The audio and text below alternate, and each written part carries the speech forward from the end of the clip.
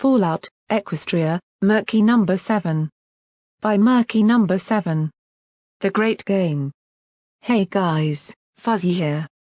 I'm still trying to figure FIMFIC out properly, someone else did it for me before. So the formatting may be a little odd in the occasional title or line until I get it together. It's all perfectly readable though. To those who worried about hiatus, don't. It's all very much on track leading into Act 2's finale. That's why it's taking me longer, but I'm working on it every day. Enjoy. Fallout Equestria, Murky Number 7. Chapter 20. The Great Game. It is of no use. They have never seen us as equals and they never shall. Was it any different being his assistant? Different from what? Slavery. Well, he didn't strike me or shout at me, I guess that was better. You don't really sound convinced. Of course I'm not. Slavery is slavery and I was still having to respond to his beck and call. The difference was I was knowingly disliking it and wishing not to have to do so. It felt more open or even honest if you want to call it that. I was a slave who didn't want to be a slave, kept by a master who didn't want to have to be one. Amongst the whirlwind my life had become since the pigsty. This certainly reminded me how weird life could be when you can look at it with awoken eyes. All the same, I can't deny that from a sheer practical level it was a massive improvement. In one clean decision, he'd saved me from chain-link shackles and the inevitable nightmare that would have descended upon me had I went back to him. Me being free from him, albeit still in the machine of Philadelphia under protege, meant that I could focus on other things. Like getting your friends away too? Yes. I hated leaving them behind. There was a lot of guilt, but we all knew this was for the best. With me away and with protege admitting he wished them free as well, I knew that I had to find a way to smuggle, steal or elsewise acquire them from him. Be it simply sneaking them out or finding some way to make them protege's stock as well didn't matter, it was simply a race against time before anything happened to them. Glimmerlight had tried to calm me by saying he might leave them alone with me gone. But we both knew that wasn't true. They would likely suffer the hardest shifts and the worst attentions if I didn't get them out quickly. If I had to come back to even one of them. Gone. No. I wouldn't let that happen. I'd try to find a way, yet there were other advantages too. With my newfound freedom by protege's side in his work, I would have access to the logistic hub of Philadelphia. I made it my intent to steal and misplace as much as my gleeful little thieving hooves could manage from the supplies or information gleaned from there. Anything would be helpful for the final effort. Of course, there was one greater prize than that. Pinkie Pie's spell orb had shown me some of the truths to look at and help point me in the right direction. We'd been right about the Metro being our salvation. But now a message from the past had told us that a way out was specifically built into it that Zebra spies used to use to escape the city with any intelligence. If we wanted to use the Metro, our best bet rather than aimlessly digging through infested caves was to find whatever it was before Shackles and his Slaver Council managed to locate what they were looking for down there. Why? I had more than a suspicion that whatever Aurora Star was making there had something to do with this all. I may have been a dumb uneducated pony, but even I could put 2 and 2 together with at least a moderate chance of getting 4. The Ministry Station, I was betting, held the way out. At the very least it was linked into it. Of course, that left me part of the intrigue that had been running through the Slavers long before I even arrived. One that had sought to tear the Mall away from protege and kill him off from the running. Now to find my own freedom I had to aid a Slaver against his enemies. Then simply pray that he and I wouldn't come to a confrontation over our real objective in the end. Murk? There was a voice attempting to stir me. I didn't want to hear it. Right now, I was safe, comfortable and warm. No, I didn't want to listen to any voices. Hazily, I could sense a thick covering over me. Murk, wake up. The words cut through the sleepy haze and forced their way into my warm little world. Oh, just go away, I was so comfy here, the most I'd ever been in my life. I was having a really good dream as well. Let me go back to it. Lazily, I lifted a hoof out from under the warm covers and waved it to send the intruder away. Annoyance taken care of, I drew it back in again.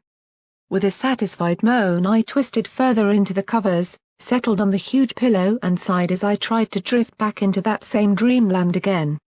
That was better. Now, Miss Littlepip. Where were we? Murk, if you don't get up right now I shall have raged me fetch a pail of water from the fountain. Wait. Huh?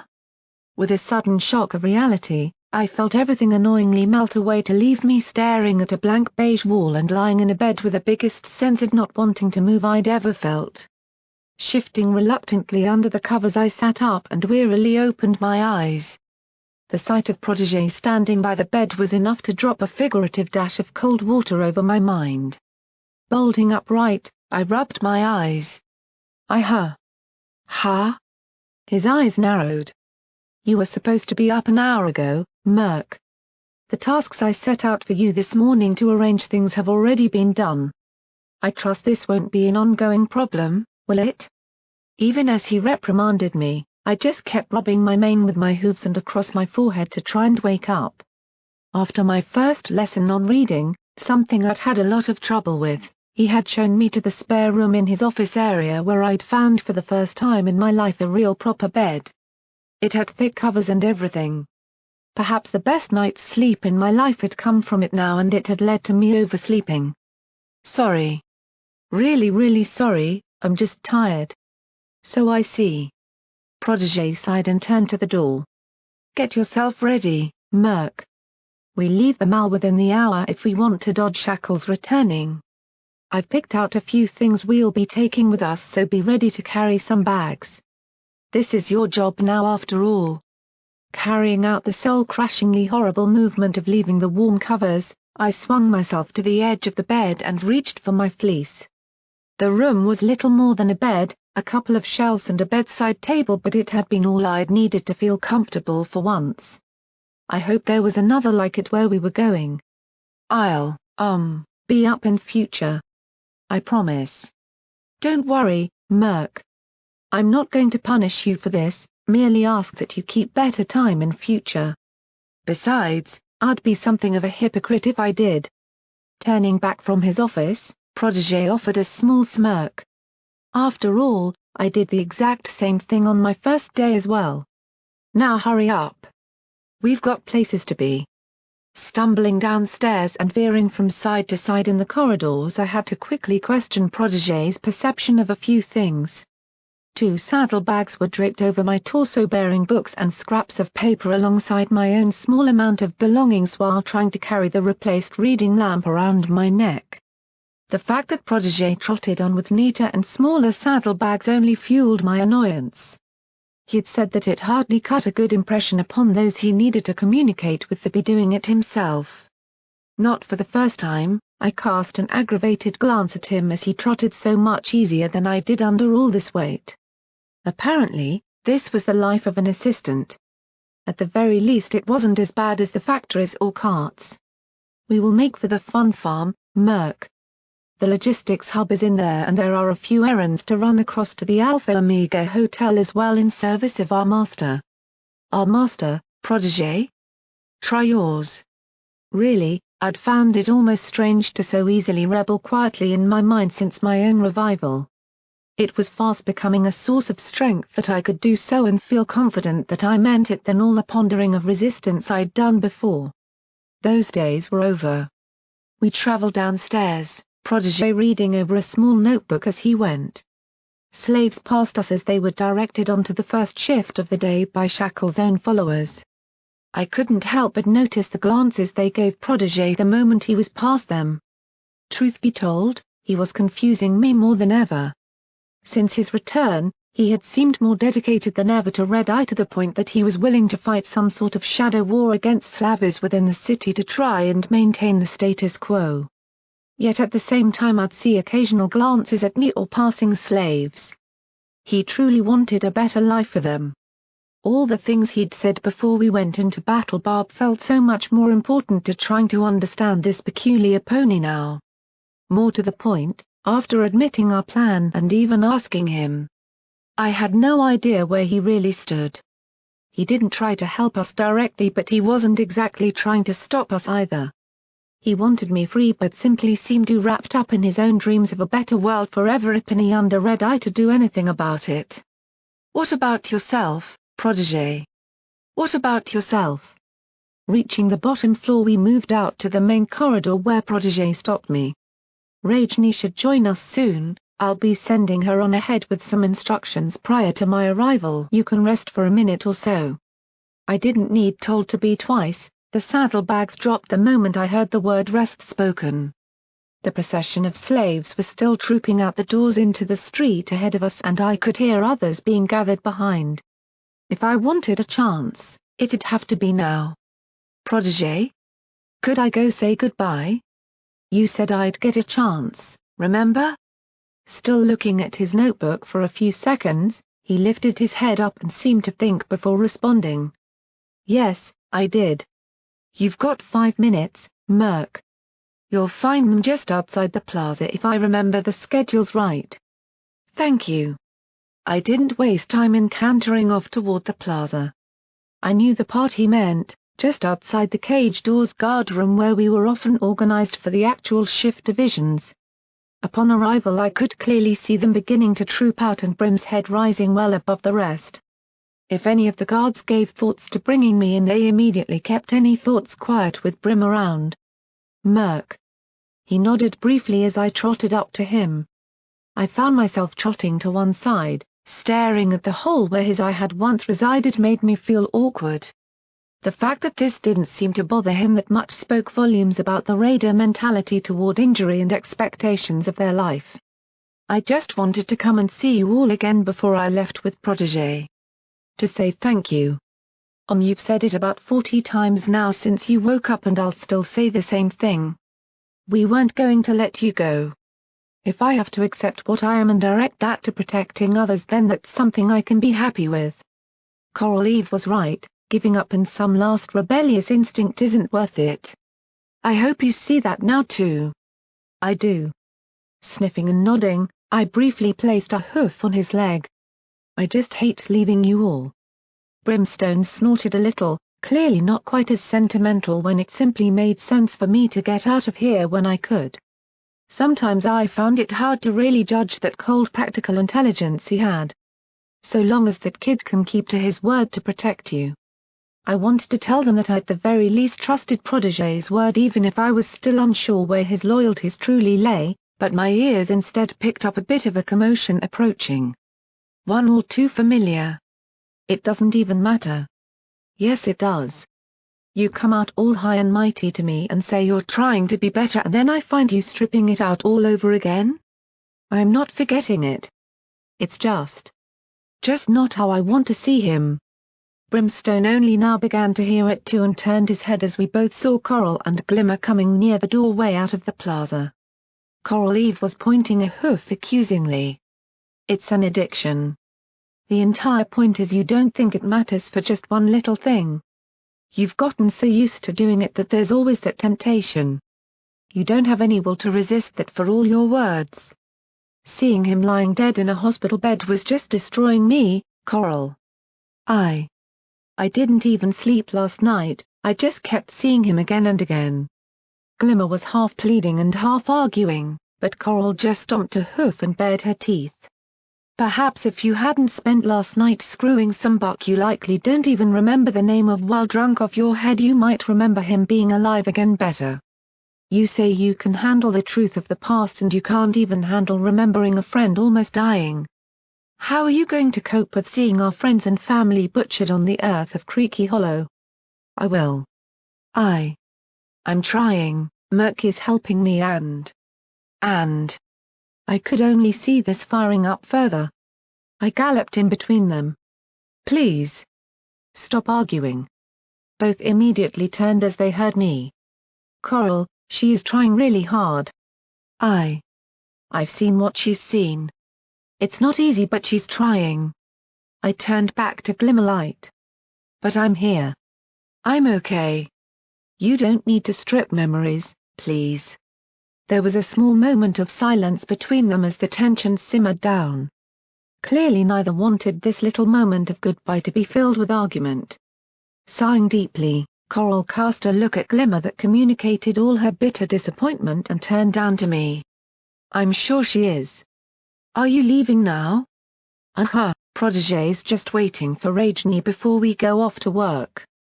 Glimmerlight took a few moments to suck in some air after their exchange, only now joining us. "At least you'll be safe, Lilebro.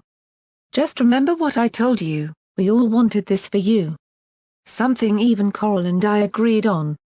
Clearly seeking some common ground for the moment, I saw them share a reluctant nod. "I know. And Protégé says he wants you all away from shackles too. He's going to help me find a way, and if he gets any way to demand some slaves he'll do it. We won't leave you behind." "That's good, Murk." Coral seemed a little dubious, but any hope was better than naught. "We'll be safe enough, we've lasted this long, remember? You concentrate on what you need to do. Now come here." She leaned down, giving me a tight embrace for a few moments. "Just remember you're a free pony now." "I will." "Good." She let go, trotting on by to leave me with Glimmerlight. She looked somewhat ashamed, lifting a small orb from her saddlebag. "I'm sorry, Murky. I just couldn't stand lying alone awake and seeing you like that over and over. I know I shouldn't have. I just, well. I didn't give her time to fall back into losing hope, simply moving forward and hopping up on my hind legs to hug her around the neck. "I think you'll do it, sis." The words were about as comforting as I could think up on the spot, but feeling her hooves wrap back around me as she sat down to support herself, I knew it at least meant something. "I know you can." Gently, I felt her stroke my feathers on my back and saw her try to smile again. "If you can do what you've done, I'll keep going, Murky. Go make us proud." "I'll try." Both standing back up, I met her eyes and saw her push a smile through again. "Just look forward to us getting to check out all the cool stuff you nick from them and sharing all the little drawings you do when you're away. It won't be long, I know, but it'll all be better for this. We're on the upswing, Murky. Look on this as a chance." Nodding firmly, I smiled back. Yes, this was going to be a big boost to us. "So I've got 3 tips for you." Blinking, I cocked my head to the side. "Huh?" "Tip 1. If you can get me a proper gun repair kit, I'll be able to maybe fix up some of the stuff those idiots throw away thinking it's broken. With a quick scrapyard visit we could get some real weapons then. Tip 2. If you're in logistics, see if you can't get some traveling bags from the wagons. A few things like flint, weather cloaks and water filters could go a long way. Oh, maybe even see about some proper explosives too, just in case we need to blow our way out. Stash it all somewhere we can get to afterwards. Sound good?" Grinning at the sound of all this wasteland stuff, I nodded. "Real good. You said 3 hints?" If I grinned, she positively beamed and shoved all her worries back to let our last little moment for now be a happy one. She bent down to my ear. "Tip 3, showing just enough to make them fill in the rest themselves is better than showing all." I blinked for a few seconds. What does that mean?" "It's a tip to stick with you forever, Murky. It'll bring you a lot of fun if you live by it. You'll understand someday. Now, off you go." Shaking my head and chuckling, I hugged her once before and turned to go. There was just enough time to stop and wave to the 3 of them as they entered their lines, exchanging a brief goodbye. "Be safe, my friends. I won't let you linger long." Showing just enough. What on Equestria did she mean by that anyway? What did that have to do with anything? If getting down the stairs from his office was bad, this was worse. Protégé was taking the direct route, cutting across small alleyways and larger roads alike to reach the fun farm. Even on such a strange direction, my own route was somewhat more meandering under the weight of packages and bags slumped over me. Staggering from side to side every few feet, I desperately tried to keep the lamp from falling from around my neck while balancing his armor's breastplate on my back between the saddlebags. In hindsight, why couldn't he have just worn it? For all his intelligence, he certainly could be impractical at times. Now, Murk. Protégé dropped his pace back as we entered the last road up to the fun farm. There is something I need to go over with you before we go here. You won't like it, but it has to happen. I'm not going to have to wear chains, am I? He shook his head. Of course not. However, there is a bit of an expectation amongst many of our peers in the higher ranks that workers understand their place. I'd rather you not receive their ire. You will have to call me master when we are around others. Can you do that? I couldn't hide the look of annoyance on my face. With my new cutie mark's meaning in my mind, I didn't want to call any pony that ever again. Seeing the look on my face, Protégé only sighed. I know after all you've told me that you don't like it, Murk. Think of it just as a disguise if you really want to. It's just to keep them off your back. You are my assistant. There is a lot of emphasis put on rank within this place, and in these times ponies are more insistent about who lies where than ever. His face turned somewhat more serious. If you fail to do so, I will have to reprimand you about it. This is my world in here, I cannot be seen to be weak or losing my authority. I sighed. Okay. Okay, what? I almost stamped the ground in frustration. We're not even there. Yet there are, I count, 8 overseers to our immediate right resting outside that old wagon park station. What if one overheard? That word can spread, Murk. Every ounce of perception matters these days, and I don't have many neutral parties in my favor as it is. You will address me by the title, Murk. We had actually stopped, staring at each other briefly. A conflict of identity already starting to form. He'd given me a chance to get away from shackles, only to turn around and request that I call him my master now around any pony else? Make them think I was some slave all over again? It was like he didn't even care how I felt now. Unfortunately, he was always going to win a stare down of willpower. I knew Protégé was right, if anything it would help me too. Be the grey pony, don't stand out and become a center of attention. That could aid me as much as annoy me. Okay, master. I muttered from the side of my mouth. Better, Murk. I cannot afford any problems today. There is a power gap to be filled. Those of higher rank are to nominate the candidates to fall in line behind Stern in the seniority of Philadelphia. The mayor who holds it currently is soon to pass away. The moment that happens, nominations go down for the replacement. This is a crucial moment in Philadelphian politics. Wouldn't Red Eye put you in? I saw his eye glance at me. Master. Master Red Eye cannot dictate everything, Murk. Slavers need some outlet, some source of control on their lives. They are not ponies who like being simply subservient, rather the other way around. If they feel they can rise in seniority or affect who does, it helps placate them. Make no mistake though, it's hardly as democratic as it sounds. From Master Red Eye to Stern to whoever tends to be the strongest among them usually. This will be the first time the system has been tested since its inception. I'll explain more to you later on how it works. Now come on, we're almost there. The trot up to the fun barn caught me by surprise. I expected us to go in through the main door or even the side entrance I'd once used myself. Instead, Protégé took us around the side of the gigantic pink building, just smile. To the somewhat less highly decorated rear.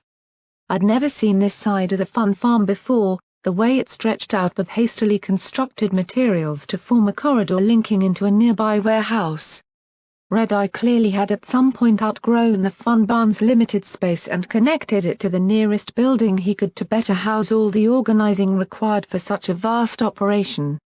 The link between them was heavily guarded and sectioned off, as though this warehouse behind it was part of the fun barn itself rather than just a handily positioned expansion outside the fun farm's fence. This, Murk, is the logistics hub for Philadelphia. Protégé indicated the warehouse. The fun barn's big, but it gets mostly used for scientific study and data these days. The logistical demand long outgrew it, and we now use this for all the incoming and outgoing food, water, medicine, ammo and materials checking and distribution organizing. A huge chunk on the side of it had been roughly cut away, acting as a massive open door. Inside it I could see scaffold formed into shelves that slaves wandered between following designated letters or numbers mounted on the sides and glancing at sheets of paper. Behind them, lay stacks of crates in a perpetual state of movement. Some were being dropped off, others filled by the slaves trawling the shelves for items, a few were being emptied and packaged into smaller boxes upon carts and other larger boxes planted onto armored wagons. Everything you see here is either being directed to where in Philadelphia needs it or addressed to where out in the wastes requires it. Those workers are filling in any missing items or removing extras for stockpiling. We can't waste anything by risking over or under supply in this city, Murk. Not that it doesn't still happen. We trotted through the organized chaos of the warehouse floor. True to his usual manner, I could see no whip slashing or canes beating. Most of the slavers stood around barking orders at the very most. Judging by what I knew, and I knew being a slave, I could see the slaves in here were, if anything, rather content compared to what else they could be doing in Philadelphia.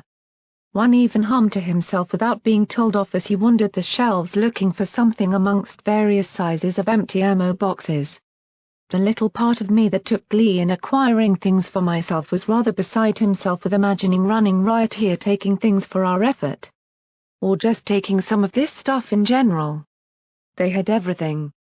I could see glue sticks, tools, light bulbs, empty bottles, cutlery, clothes hangers and even stacks of freshly printed paper from the Ministry of Images presses.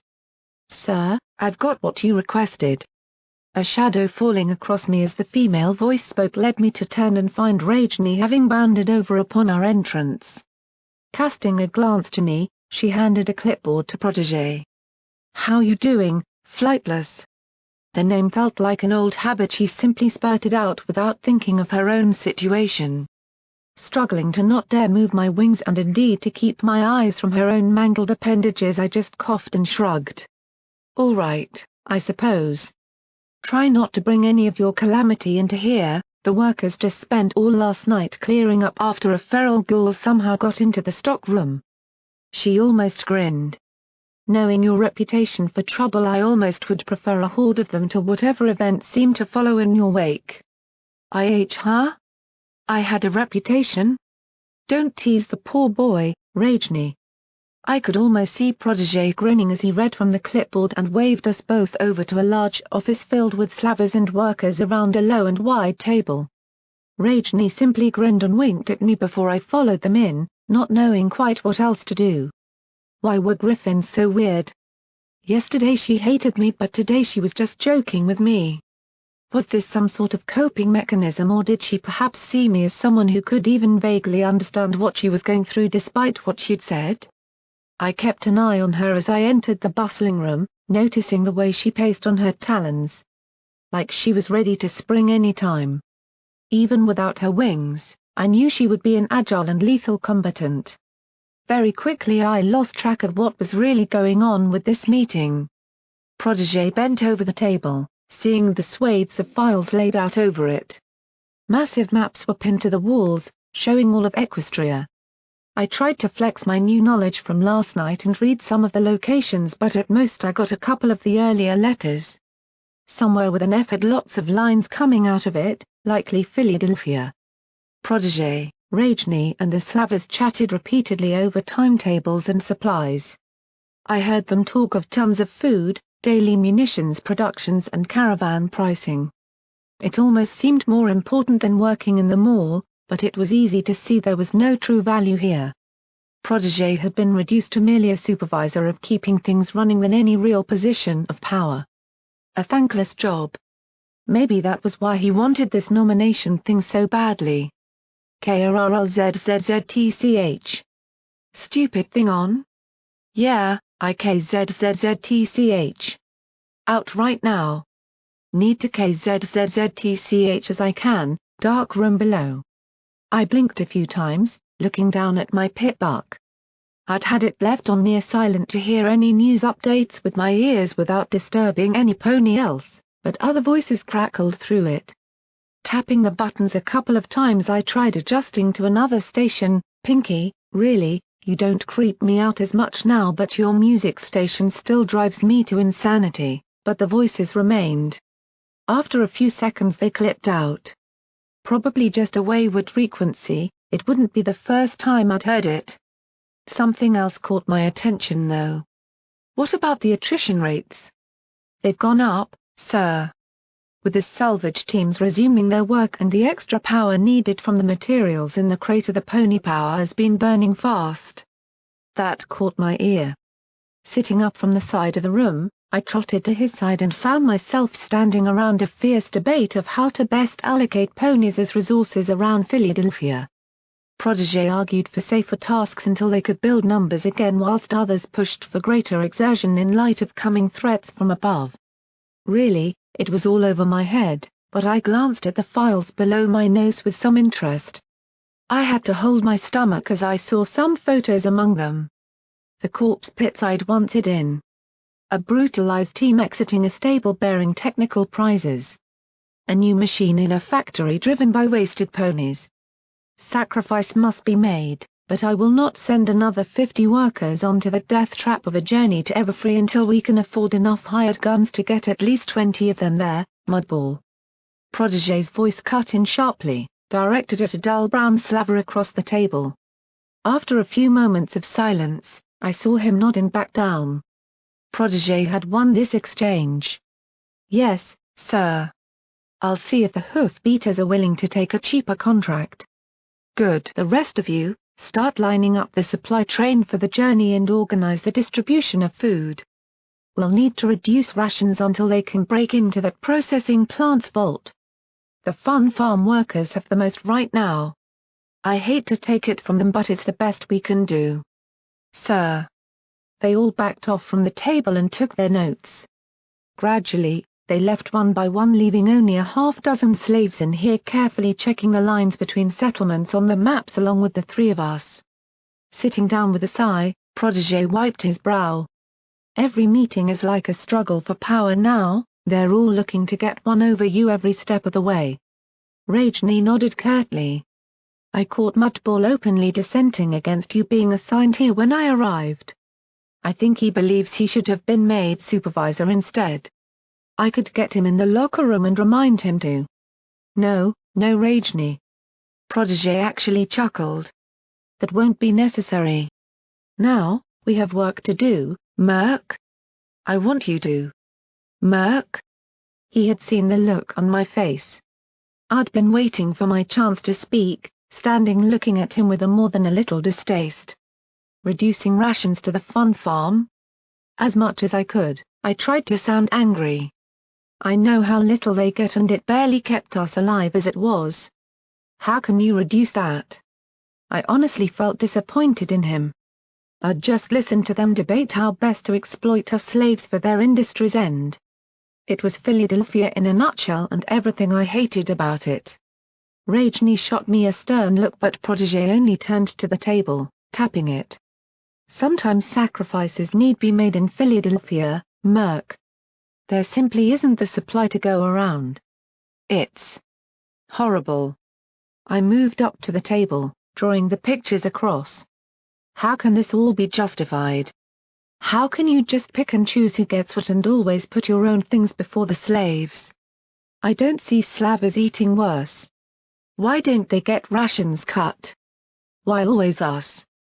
I mean, look at all of this, it doesn't make sense. I expected a reprimand, I expected him to shut me down or Rajni to simply slap my mouth shut. Other slaves around us turned to look, as did some slavers from outside. Seeing them looking, Protégé waved them to keep working and turned back, looking genuinely interested. How does it not make sense? Protégé motioned with a hoof for me to continue.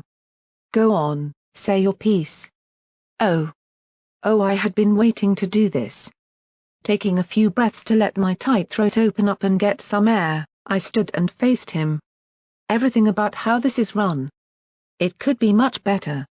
I mean, I know Philadelphia isn't a nice place, but why not feed us better? If we got better food and and rewards and less abuse, maybe we might work better too. Red Eye spends thousands of caps to buy slaves, he paid 5 times my market value to get me. If they were healthy, wouldn't that save him lots of money with them not dying all the time? Look at it. I shoved the picture of the corpse pit toward him. We're dying every day. Philadelphia's making me choke on my own blood every few hours without treatment, and there are others who won't last past tonight. Why did you have to force us? If you offered security in here, better food, and maybe even use the money saved on paying us, wouldn't some of us want to work here and build better things without just working us till we die?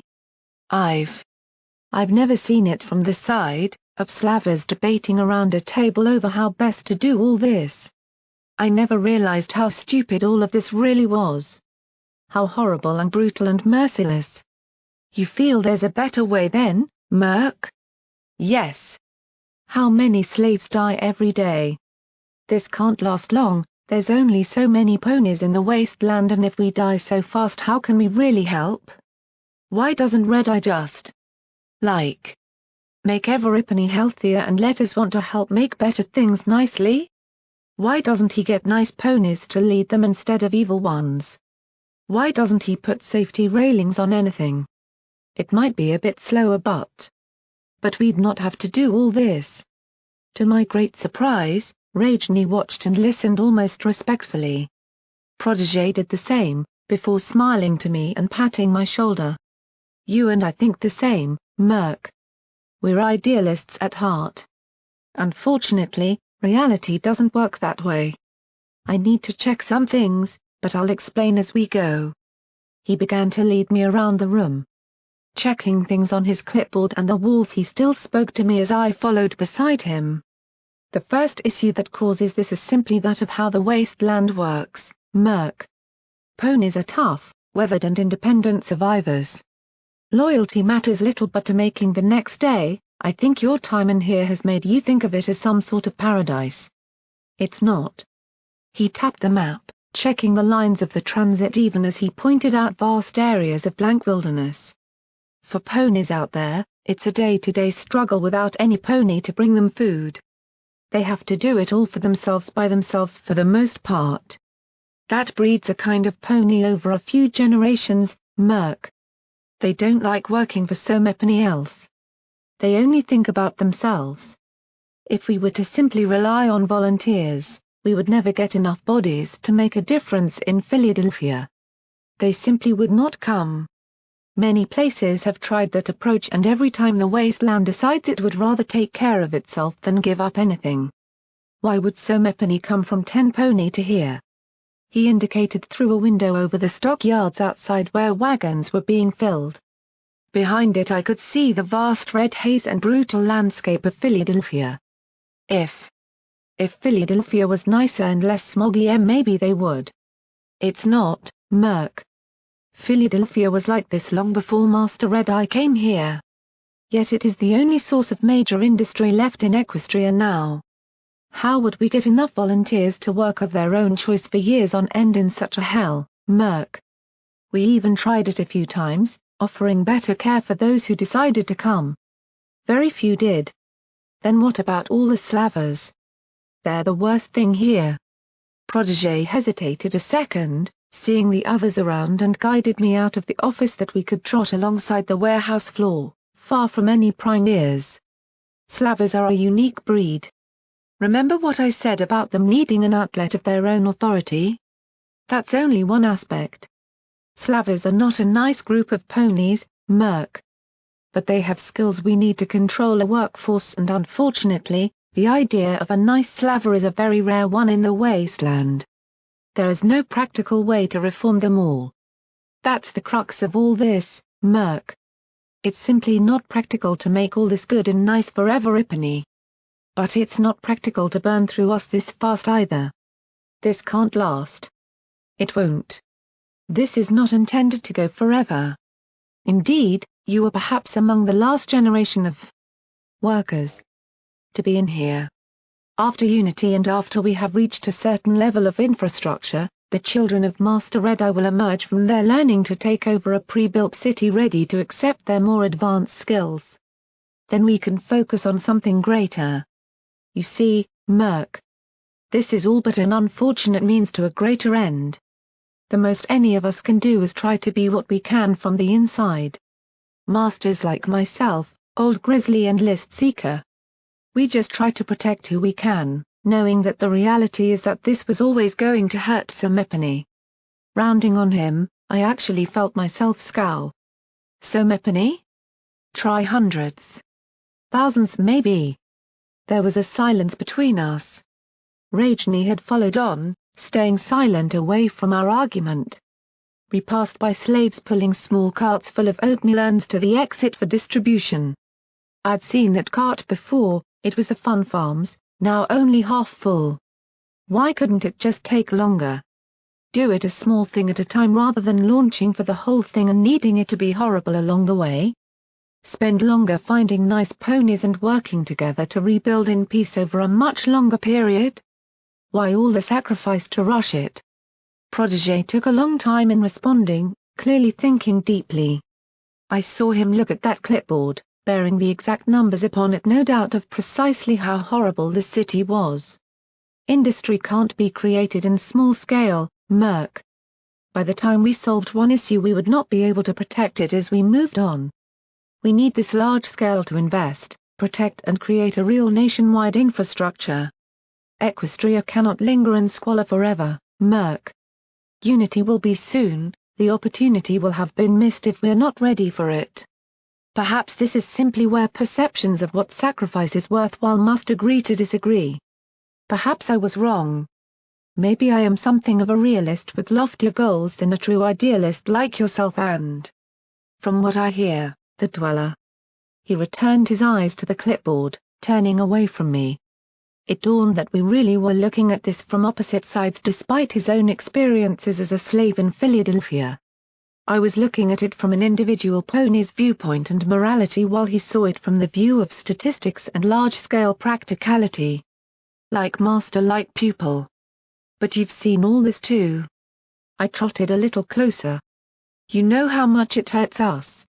The very things you support still want to hurt you, look what happened to you. Then you come back and just say it all again? How is that worth it? I pointed my hoof to the window beside us. Outside, framed in the dusty window, I had caught in the corner of my eye while speaking a slave by the side of the road being unhooked from a cart and falling to the floor limp. Dead.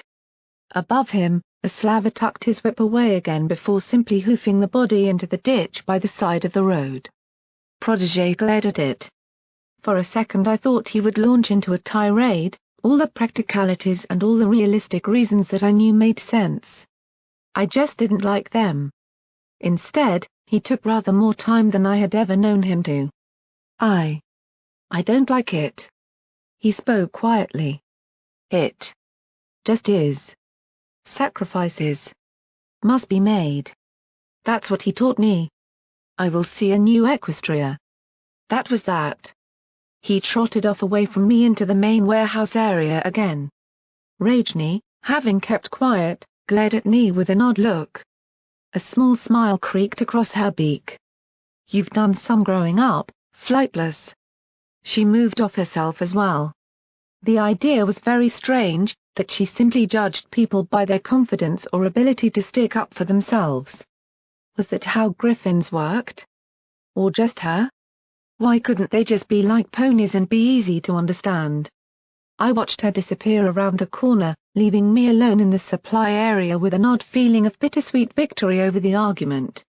I'd never seen him look that unsure of himself before in all the time I'd known him. Then it hit me. For all the curiosity about that strange pony, he had left me alone in the supply area. Left me alone in the supply area. Hee. I quickly cast my eyes around to the shelves, backing off out of sight from the rest. I was right against the wall of the huge complex, at the last shelves before the windows and very nicely hidden from sight. I didn't waste time and started scouring the shelves with my eyes, looking for anything that could be handy. Whipping my saddlebag open, I dropped in a set of matches for Coral's newly purchased lantern, a little monocular, several washers and nuts for Glimmer's modifications, and even stretched right up to lift down 2 sets of glue. I could only imagine how handy they might be for odd tasks. Grinning madly, I even found a tattered old revolver. Lacking a barrel or grip, it was pretty much just the drum in the middle that was still intact, no doubt ready to be sent back to the manufacturing bays. I helped myself to that too. Glimmer would find a use. Other things I mentally noted down, like the large swathes of cloth nearby that Coral and I could sew the cloaks out of. There were also some larger saddlebags and plates of metal taken out of body armor. I'd never get them hidden right now, but I wasn't in any rush. I would be here all day after all. My eyes fell upon a rather lovely-looking row of spark batteries that glowed slightly, though. Maybe I could. Murk. I froze, dropping down and hastily attaching my saddlebag shut again as I heard the hoofsteps coming closer. Protégé stuck his head around the shelf corner and motioned with a hoof. "Come on, I've got a job for you." "Why yes, master." I hastily coughed into my hoof and trotted after him. No worries, that was a good haul for now. This place was a gold mine. We had tools, food, drink, a container for my radaway, a map on my pit buck, some explosive lockpicks made from brass casings, a lantern and now a monocular, matches and tons of scrap between it all. Not to mention my very own battle saddle I was being allowed to keep for now. Oh yes. I could see this starting to come together. Protégé waited for me beside a small cart, holding a sheet of paper in his magic. "This will be a good chance for you to practice what you've learned, Murk. These files need sorted alphabetically on the shelves near the back of the warehouse under the gantry. The shelves are all labeled. It's just my logs of what I've been organizing, a little monotonous and just the sort of thing it's helpful to have you for." "I'll, try." I saw him raise an eyebrow and sighed. "Master." I half muttered it. He nodded and moved away. Behind me I saw Mudball casting eyes at Protégé's back even as he left, being watched carefully by Rajni. After a moment of matching eyes with the griffin, he looked back down and they left me to work. "This is food, so that's, this one?" I muttered to myself, crouching beside the cart with my eyes tracking over the document in front of me. I hadn't exactly made fast progress here other than the ones starting with M after Protégé had taught me to spell my own name. Only now I was trapped between these little squiggly lines, one with a small line through it and the other without. Annoyingly, this file, while clearly about food, it held a picture of a tantalizing-looking pie. I couldn't remember what that looked like in word form. Uck. Protégé's records method wasn't exactly easy for the literally incompetent. Unfortunately, there wasn't much worth taking from where I was and I wasn't exactly sure how wary the overseers were in here. Following on from my gatherings before, I didn't want to push my luck. Besides, I did want to learn to read. Pulling a few folders out from the shelf, I skimmed them for anything similar to help me figure it out. I knew that F had a squiggly line, but did it have the extra little line or was it the snake? Everything felt so confusing. Protégé had told me to watch for letters called towels, but so far that wasn't helping. Especially when towels also meant the rugs you dried yourself with. Who designed words that way? My head hurt. Eventually, I located another file about food. So it did have the little line. F was little line through a squiggle. Ok. I began shifting through all the ones on the cart looking for any other ones about food and through each of them in at the end of the F section. As it turned out, that was the vast majority. I ummed and ahed my way through most of the pile, likely knowing I got something wrong now and again. Why was it W when the letter was clearly 2 V letters? But eventually I whittled it down and felt rather proud of myself as I did so. The last one utterly stumped me though. It outright told me what I was to look for. It held a straight line then a circle beside it at the top. I didn't remember that in the alphabet. I even tried to cheat and compare it to others on the shelf but found none at all that matched.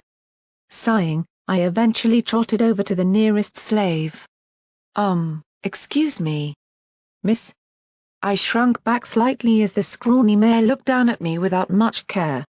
Where does this go? Her magic lifted it, casting her eyes for a few seconds across the top. Ah, this? Exception form, goes in the little room under the gantry down there. See? Number 10 at the top, if it's a number it's in there. Oh. What a cheat. A number. Thank you, miss. Whatever.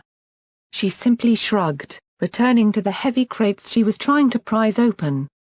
I didn't expect much from her. If you got a safe job in slavery you tended to just try and not attract any attention to try and keep it. Meanwhile, feeling happier than I really should at having recognized a few letters for the first time in my life alone, I began to trot toward the indicated room with a form tucked under one wing. I was learning to read, we were getting stuff together to escape, I wasn't with shackles and I could move my wings. All things considered. Life was pretty good by my standards. The room's door creaked open, ahead of me, the room was almost entirely in darkness. I could see the vague shape of shelves and the numbers listed on little stamped bits of paper along with some old filing cabinets and desks on the dusty floor, but the lights had long ceased to work. I could see the number I was after, the line and circle right at the bottom of the room if I squinted, the light from out here casting inside. Slowly, I trotted in. Hard concrete tapped under my hooves and without really knowing why, I softened my trotting to not make any noise. The further I walked in, the more the warehouse behind me dulled in sound. Past the first 3 shelves, then the 5th. Then the door slammed shut and cast the room into utter darkness. Squeaking as I blinked and let my natural sight adjust to the change, I made to gallop before stopping. No. No. The door had just been on springs, it was okay. It was okay. All the same, I couldn't help but feel a rising tension in the air. A sense of something watching me as I went further in. I felt myself speed up, moving to a canter and pacing quickly with little whimpers. I didn't want to look behind me. The darkness seemed to gather in corners, shadows within the black itself. My neck tingled with sweat and I felt my breathing get quicker. KZZZTCH there? Shut up you KZZZTCH. I knew this feeling, I'd felt it in nightmares. It had felt it in the stable. Like being chased by a ghost. Now as I heard that same frequency go off, I realized it sounded like Somepony on a radio. Wait. Hadn't it mentioned a dark room? Was something behind me? No, not waiting. Move. Move now. I didn't like this, Somepony felt like they were right behind me no matter where I turned. Oh goddesses. Oh goddesses. Before I knew it, I was almost galloping toward the last shelf and threw the folder into it hastily. Cringing, whining and hopping from hoof to hoof nervously to turn around, I fled immediately for the door, not daring to imagine what that presence was I felt in the darkness. It felt like something was right behind my tail. Without hesitation, I flung the door open and dove outside, slammed it shut and spun to run further away from the dark room. I stopped on the spot as I collided with something. Oh, wait. Somepony. I heard him grunt more in shock than pain. It wasn't like my little body was going to hurt any pony. Staggering away from each other, I felt like throwing my hoof in my mouth when I saw who it was. Murk. Protégé rubbed his side with a hoof. I can't exactly say you're not making a habit of literally running into me when I'm looking for you. Sorry. Either dark in there. Just. I caught my breath. Sorry, master. No need to sound foolish by talking about being scared of the dark. Even so, I figured he got the message and nodded. Well, your familiarity with the dark and sneaking around is what I need you for now, Murk. Huh? Protégé's eyes narrowed. The great game continues. We've had a break-in. He took me up the gantry to a suspended level above the warehouse floor. A series of thin-walled offices atop the catwalk were occupied by banks of terminals or specialist sorting rooms attended to by slaves and slavers alike. Trotting to the furthest office away, Protégé unlocked the door to wander inside. I followed him, glancing around at the recently moved-in office. What do you mean a break-in? Someone infiltrated my office, Murk. Protégé shut the door behind me with a flash of his horn. While I was out, Somepany has stolen their way in here. What did they take? Looking around, it all seemed very normal. He had brought the items I had lifted here up with him and dumped them by his desk, and the remainder held a smattering of reading materials and organization documents. On a rack at the back were a few changes of clothes with a low bed next to the window.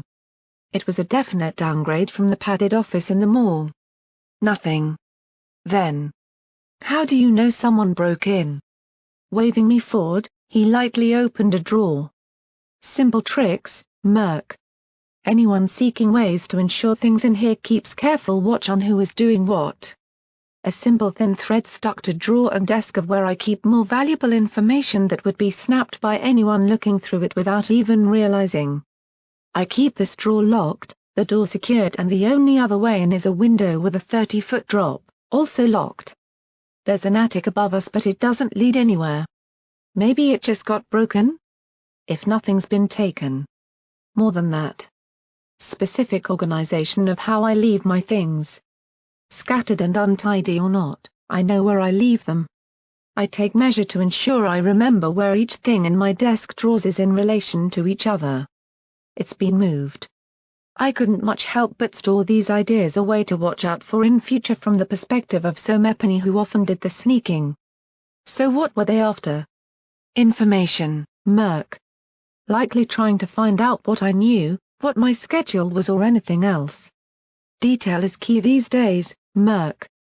They likely sought simply to dig up dirt or simply test the waters of whether I would notice. I wandered about the room, looking at each part of the sparse furniture and out of the window. How would I have gotten in here? I couldn't lockpick. So the best place for me would be to try and grapple my way to the roof. Is the attic's roof, solid? The section above this room, yes. The interesting thing is, I keep another length of thin string by the door. It was unbroken. I stood and stared at the attic door up a small flight of stairs at the back of the office. There wasn't anything to say they couldn't lockpick themselves, and if they'd gotten into the drawer they must have. But they clearly hadn't entered through the door. I saw Protégé sit down, tenderly rubbing his bandaged neck with a slight grimace. Ah. Are you all right? It occurred to me I'd never once asked that yet. Yes, Murk. Thank you. Nothing worse than what I imagine you are feeling. It has not been an easy time for us, and there will still be many dangers ahead for either you or me, I would wager. I'm sorry you lost what you wanted. I didn't really hear his response, nothing other than general politeness that I let slip from actually listening to, for I heard my pip-buck pick up again. KZZZTCH right up there, you all right? Yes, it's fine. Sooner I can leave from up here, the KZZZTCH. It faded off into static with unintelligible noises. I could hear Protégé asking what I was looking at, but I didn't answer. I simply held up a hoof for him to be quiet and slowly trotted forward. Somepany's radio hitting my pip-buck's receiver from before. They'd mentioned a dark room, then told Somepany to shut up while I'd been in a dark room, then asking if they were fine up there. I felt a very cold chill run over me as I leaned close to Protégé's ear. Did you check the attic? Not yet. I haven't been up there in some time. Then I know how they got out. They didn't. I held the pip-buck up, close enough that he could hear. Occasional lines asking if they had gotten anything or, when they could leave. They weren't stealing into the room. They were always here, checking it and feeding information through a radio every time he left. Very carefully, I saw Protégé lift his revolver from the pile beside his desk and get off his seat. He spoke quietly, soft enough to let me hear. EFS can't see them, but there are ways to block it. The stairs creak, they'll hear us coming. This needs to be quick. KZZZTCH, just let 'em know when they go and I'll tell 'em. Hold your hooves, Dirk. Least you get to stretch your legs. I knew that name. it was one of Barb's shades. They must have been trying to help Shackles to feed him information on what Protégé was up to. My mind briefly wondered why they didn't just go for the kill even as Protégé placed a hoof on the steps and readied his telekinesis around the latch of the attic door. I saw him nod to me. Shaking, I nodded back. At least he was with me for this. A couple of breaths. And then he pulled the door open and galloped up. I followed, unwilling to let him face those dark terrors alone again. Ahead of me, he burst in the room. I heard Somepony from above shout, a scrambling of hooves and Protégé shouting for them to put it down.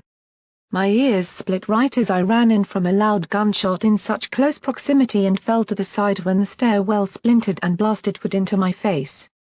He was shooting at us. Oh goddesses! Protégé's revolver fired back. I couldn't see what was going on, cramped in the little stairwell before actually entering. Wood cracked and the sound of galloping hooves gave way to 2 more shots from Protégé's revolver, snapping and echoing around the room. Dragging myself up, I pulled myself into the attic, saddle mouthpiece drawn for some reason. The attic was large and surprisingly well lit around the wooden beams. Protégé was galloping forward to dive behind an old water tank. "Murk, get down!" He shouted it even as another round of buckshot blasted the beam beside me into tinder. Squealing, I fell to the side between 2 beams and onto the soft roof padding that I half buried myself in from the exchange of gunfire above me. I could hear screams from the warehouse below at the sounds. Daring to poke my head up, I finally saw our assailant at the far end. A shadowy figure visible only from the glint of a sawn-off shotgun magically floating as it reloaded. Behind them, a trapdoor opened to the roof, designed to look exactly like a part of the roof itself. No wonder we hadn't known how they got in. Keeping my head low beneath the beams of wood that traversed the attic at this side, I heard their shotgun blast another shot into the water tank Protégé hid behind. He dropped back and blind fired around the corner before reloading his own revolver from a pocket full of rounds. "You think I can't hear that? Eat this." The shade pointed the shotgun and pulled the trigger. Protégé huddled behind cover as best he could. Click. "Oh shit." Daring to glance up, I saw the shotgun floating up to his eye after the jam before the shade clambered out of the trapdoor. "He's running." I cried out to Protégé, who simply holstered his weapon and got up to make chase. Following him, we both ran onto the more solid wooden floor where the shade had been residing. I saw a strange piece of arcane technology humming away on the floor. Protégé looked at it with surprise. "Grab that, Murk." Throwing it in my saddlebag, Protégé and I ran to the trapdoor and glanced out. In the red light of Philadelphia even a shade could be seen galloping across the walkways of the warehouse roof. We both clambered out, dropping 6 feet to the metal catwalks and tore off after them. Protégé took an easy lead with his longer legs, weaving around the air ducts upon the roof to close the distance. The shade moved like water over anything barring the way. I saw him glide over railings and slide between thin gaps in a cage fence around a generator without so much as slowing down. Protégé vaulted the same railing and shot out the lock of the fence door to run through, with me following as close as I could after simply running under the first rail. "Come on, Murk." He could shout, but I'd never be able to keep up here. Ducking and diving, I kept my little hooves moving to keep sight on the shade that fled across a mass of pipes, aiming to turn right toward a fire escape. Protégé put his head down and sprinted, smartly taking the direct route rather than the one the shade had taken. Even when the shade got near the fire escape, Protégé's shot slammed on its top-level railings, making him leap back. "Just get to fuck, you little weasel." Growling, having had to jump back into cover, the shade didn't have a choice but to abandon it now that we were close enough to catch him if he tried to go down the steep stairs. Even a shade couldn't trot down them quickly. My legs were aching under me though, I wouldn't be in this chase much longer. I could see Protégé was flagging too, his neck no doubt severely hampering him. I had to get smart. "Think, Murky, think." The shade ducked behind a massive air conditioning unit, disappearing from sight. I knew what I had to do. Stopping, I ran backwards and spun around in the same direction, taking a route around the same unit to catch him if he doubled back. It's what I would have done. Dropping to my side and sliding on my momentum below a normal pony's knee-level pipe, I whipped my saddle's mouthpiece back out and pointed it up the adjoining route through this maze atop the roof. Sure enough, the shade was running right toward me. Taking only brief aim, I bit hard on the mouthpiece and shot the hook right at him even while still sliding from my dive. Whoa, shit. Ducking to the side, the shade simply threw himself at the ground, not having enough time to realize it was only a grapple and not a proper gun before choosing to dodge. Slamming into the other side of the thin gap between the air unit and pipes, I at least made him pause and let Protégé behind him catch up. We had him trapped. Don't move. I said don't. Who was it that sent you? Shackles? Grindstone? The shade, half blurring at the edges into the shades below each part of the roof, spun from me to face Protégé and snarled. Shades don't squeal, Mr. Teacher's pet. Especially not to bastards who killed Barb. Didn't even need payment to take up work to fuck up your life when we got the offer. You lot are assassins, why didn't you just kill me when I slept in that room? What information were you after? The shade grinned. Wouldn't you like to know? Goodbye. Neither of us had seen it, but that blurriness had hit his horn, casting a spell. Only when I saw the growing darkness did I realize it, before he melted away through a space so thin even I couldn't squeeze through. A blink spell. Racing up, I saw him reform on the other side, grin at me through the gap and run off. Merc. Boost up. Before I even realized how silly an idea this was, I put my back to the gap and held my hooves together to boost Protégé atop the gap we couldn't fit through. Feeling my front legs burn with the effort of lifting even a lighter pony like Protégé, I gasped and staggered when I felt him reach the top. Catching a breath, I used my grapple to get over myself.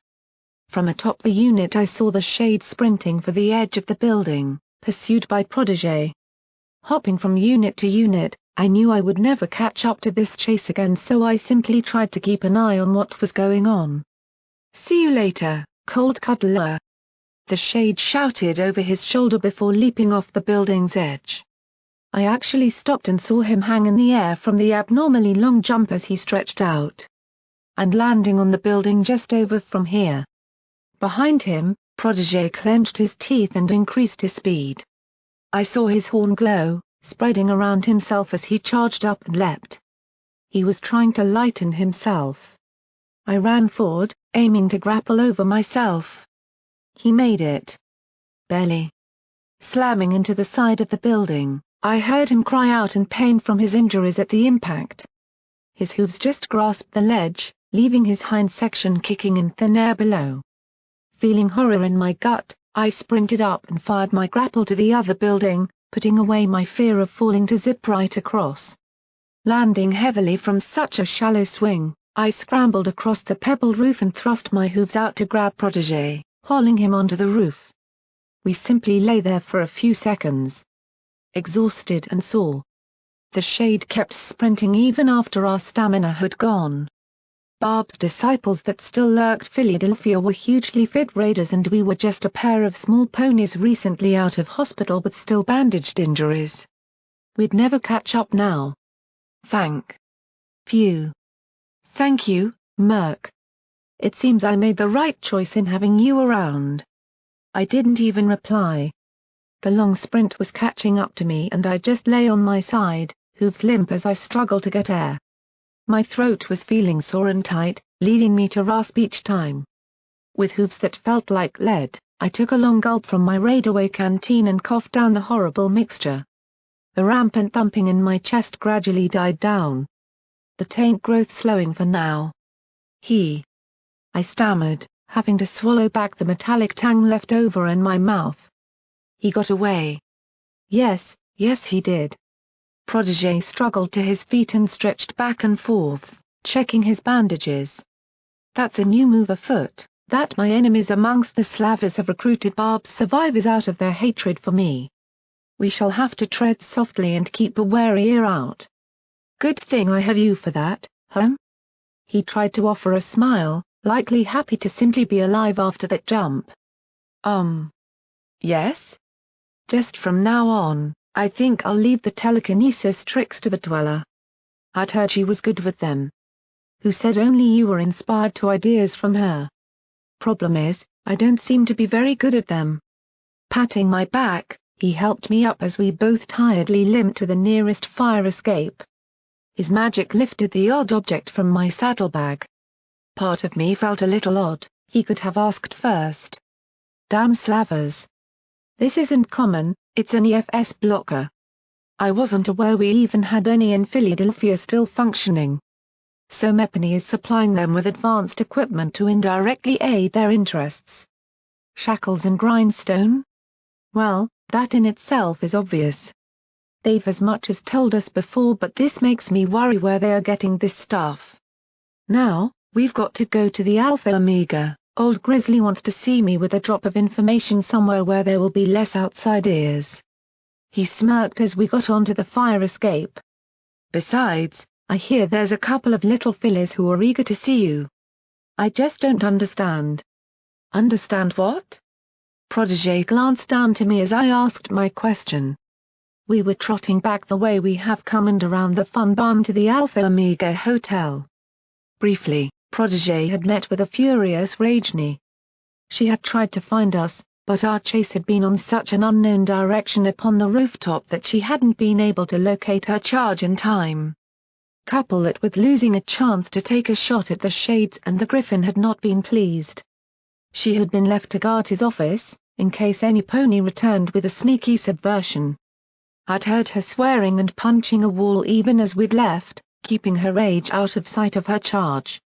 I just don't understand why we can't go to Red Eye right now and tell him about all this. That they were happy to try and kill you when you found us yesterday. That they're stealing and that they betrayed you in the mall. Protégé glanced toward the upper floors of the fun barn. Likely where Red Eye was right now. My master is exceptionally busy, Murk. Unity is near and he has greater things than my life to worry himself about at this very moment. Even I cannot simply request an audience or walk in. You didn't see him after you almost died? Didn't he come to visit you? There was that pause again, before he simply smiled. He didn't have to. I hear he looked in on me before I woke up, but after that I reported to him from my bed. I will see him soon enough, however, once Unity's preparations are finished in Philadelphia. Rest assured, I will have a full report for him. He seemed to grin a little to himself. Whether over imagining the satisfaction of Red Eye's sweeping authority dealing with this or that love of precise writing and reports I knew he had, I wasn't sure. Briefly, I pitied Red Eye having to read whatever extensive thing he had wrote. Knowing Protégé, it likely had graphs. As you might have seen based on what you told me of bringing Lilac here, an act I cannot thank you for enough, security has had something of an upgrade in this place since Little Pip essentially trotted right in. Ahead of us, the Alpha Omega Hotel's gates were secured with great measure. The fence ahead of the lit building thrummed with magic power and two small towers held Griffin snipers watching our every move. Protégé was permitted entry without a word though. They allowed him, and apparently, his assistant and on-site. I took the fanatical glance from Red Eye's guard very seriously. He bore the mark of the fanatical elite core of Red Eye's army upon his combat armor's breast after all. No. No trouble or hijinks here. In other places if caught I'd be punished. Here I'd be executed on the spot without a warning. What awaited me just as we went inside was beyond what I could have imagined, however. Fresh new carpets lined the main hallway of the hotel. That classic design of Philadelphia to have a grand staircase just beyond the front doors and reception was lit under a temperature that felt like a refreshing comfort after the stuffy outside. They had working air conditioning. With the doors closed and blocking the sound, I could have imagined I was simply back in old Equestria all over again. This is the seat of Equestria's future, Murk. We have done all we could to ensure a safe and happy place for them to grow, learn and dream. This main hall is mostly just for guards and exchanges, but above us in the old rooms they have their dorms while the grand ballroom has been converted to a place of learning. We trotted in, me feeling distinctly out of place with my filthy fleece and matted coat. On a guard's insistence I even had to scrape my hooves on a little mat before I was allowed to wander further into the hotel itself and view the long hallways of thick red and burnished gold fittings. I could hear them, children playing, laughing and scampering around on little hooves in adjoining rooms and floors. I couldn't help but make contrast to the empty orphanage I'd so recently seen. After we dropped in our equipment and weapons, my battle saddle was a weapon. In my mind, to the reception, we were finally allowed to continue and Protégé led me upstairs, making assurances to the robed staff that I was with him and having to hide his smirk as I hopped on each of the thickly carpeted stairs. What? It was designed for a time when ponies were bigger than me. No wonder the foals didn't come down here much. Quite simply, I couldn't quite get over the sort of place I was seeing. It was clean. Those cabinets on the landing between stairs were actually polished and held growing flowers. The banisters were all intact with recut wood. At the top of the stairs, the large square room bore clear tables, huge doors with intricate stained glass and beyond that a dining room where cooks hurriedly set out a meal upon the serving tables. Clearly, their lunch was soon. Even from here, I could smell the warm cooking. Tasting the sweet scent of sugar and thick fumes of gravy or soup wafting from between the doorways. Oh please. Say we can have lunch here, Protégé? My stomach was actually growling at me with the need and temptation. Not even I or Master Red Eye are permitted to this food, Murk. He would not dare feast on this while workers do not. Sacrifice must come from all. Clearly he'd seen me poking my nose against the glass and slightly steaming it up. Blinking, I blushed and stepped back from it. Sorry. Warm food and... I know, Murk. I know. We'll get something soon enough. But please, come here. While we wait for Old Grizzly, I think you might like to see how the foals are living. It might offer you a better perspective on this entire endeavor. Please. Yes. I nodded, feeling my hooves unwilling to leave behind the dining room. The chef was serving mashed potatoes out to the tables. I'd only ever dreamed of them. Yet I forced myself to move along and follow Protégé as he trotted down the adjoining hall. It was rather wide, definitely not just a corridor, and arced around a massive curved wing of the hotel. Then as we trotted, I began to see the truth of this place. Behind clear glass doors, I saw the foals. They were sitting inside the grand hall, dozens of them. Upon cushions resting over an old dance floor they sat and stared as an elderly stallion taught them something on a blackboard. They scribbled in little jotters, some bored and some avidly taking it up. Behind them I could hear another little group singing songs while a third was constructing little wooden models on basic workbenches. Across the grand hall where ponies must have once danced, Red Eye had created a full school. Glancing in, I felt a little spike of envy. Of impossible to ever correct jealousy at seeing them all having fun together as they learned the skills of life. All those foals, sometimes less than half my age, were likely more intelligent than I'd ever be. Protégé rounded off and saw me staring through the window. One little foal turned and saw me there, waving with a smile. They were so idealistic and willing. Waving back, I felt Protégé's hoof on my shoulder, beckoning me onward to not disturb them in class. Don't worry, Murk. We'll get you up to speed. I promise. The smile was genuine, I couldn't help but sniff and nod back with a little grin. Of all things, I was thankful that he was willing to help me with this, be it 10 years too late or not. Passing around the hallway that encircled the large ballroom, Protégé led me through to a series of common rooms and even a library that had been redesigned out of a music room. I could still see the piano there. Still hear the piano as a little colt tentatively plucked out a few chords upon it. The noise of children flooded into my ears as I discovered this was their place to play and do as they willed. Foals need time to discover their own likes, Murk. We don't drill them. Protégé. The squeaking shout went out and before I knew it a small crowd of them had followed the shout and surged across the ground to us. Allegedly, he was rather popular with the foals.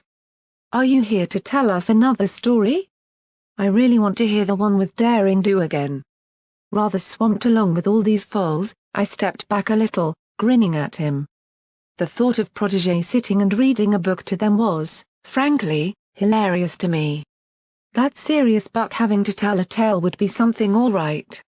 He shook his head and talked to them, speaking to them all by name and asking how they were doing. I took a step to the side and looked around the room, not daring to leave it for fear of being considered an intruder without Protégé. I could see other rooms attached that led back to the school or onto the dining room, while others clearly were large lines of dorms that foals came and went from. They were healthy, happy, bright, and with a delighted glint in their eye I'd never known from any pony other than a drunken glimmer. "Murky? Is that you?" Stopping on the spot, I heard the little rasping female tone and turned with all the hope in my heart. Both Starshine Melody and Lilac Rose were stood right there. Clad in body-covering robes other than their faces, the two little ghouls widened their eyes to see it was me. A sweet little smell came off them, emerging from necklaces that swung around their necks to disguise the stench that being a ghoul brought. Starshine. Lilac. Trying my best to smile widely for them, I knelt down before them. The pair offered small smiles, and shuffled forward, both hugging me at the same time. Really, I hadn't thought about it much of how they saw me, but I'd been the one to save both of them. "Are you two doing okay?" "MHM." Starshine murmured a little quietly when she stepped back. "They gave me medicine to help the pain go away."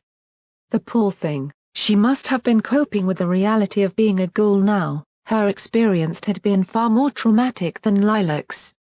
I didn't understand how becoming one worked, but in such a short and horrible way the idea of there being pain involved seemed all too likely. "We help each other."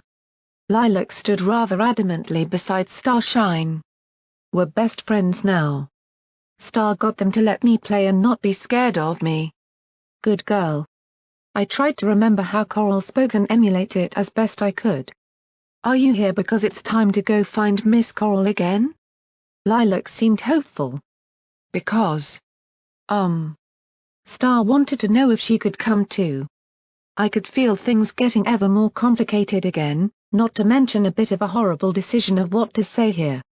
Yes, I'd be more than fine to help her get out, but I knew I was speaking for Coral here. "Well, you can both certainly come with us, is that fine?" "Yes."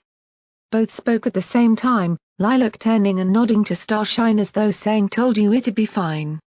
"But it's not right now. I'm just on a really secret mission to get in and speak to you right now." Oh, my imagination. Here we went. I could see their eyes light up and hustle close to hear secrets. I could see Protégé still talking to many of the other foals and hearing what they had been learning. "Listen close. We've got a plan coming together, but I need to know how to get you two out of here along with Coral's son, Chirpy Sum. He's not here right now."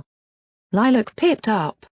"Yes, Starshine was clearly the less confident of the two. "They said he got to go to advanced studies somewhere else with one of the leaders 'cause he's so smart with maths. I can't even do all my times tables, but he can do really complex stuff like square roots and triangle things. Well now, depending on circumstances, that might make things easier to get him back. I'd have to pass that information on and try and find out where, maybe Protégé knew." "Good work, girls." I patted each of their heads, remembering how I had seen my friend do it. "But Star, how did you get out last time? Could you do that again?" "Uh-huh. They never found my hole. It's near the drain pipe outside at the fence. I used to sneak down the old servants' staircase to get out to look around from it. I used that too at the orphanage." Lilac beamed at her new friend and the pair laughed together. I joined in lightly, feeling impolite not to. It really was wonderful to see Lilac having found a place she could be with other foals. "Right, I'm sure I could find it. Check the drain pipe every so often, Star. I'll leave a note there once we know what's going on. Okay?" "Okay, Mr. Murky." Starshine lit up. Lilacs told me about Miss Coral and I told her about the really big pony that carried you off when you got sick. You all sound nice and I kinda miss my own mummy and daddy since I came here. They're nice but I want to go home. Straining harder than I ever had to stop my traitorous eyes from dampening, I embraced her lightly. We'll all make it. I promise. Oh really? Yeah. I felt like I'd made a mistake saying that. Promises set false hope.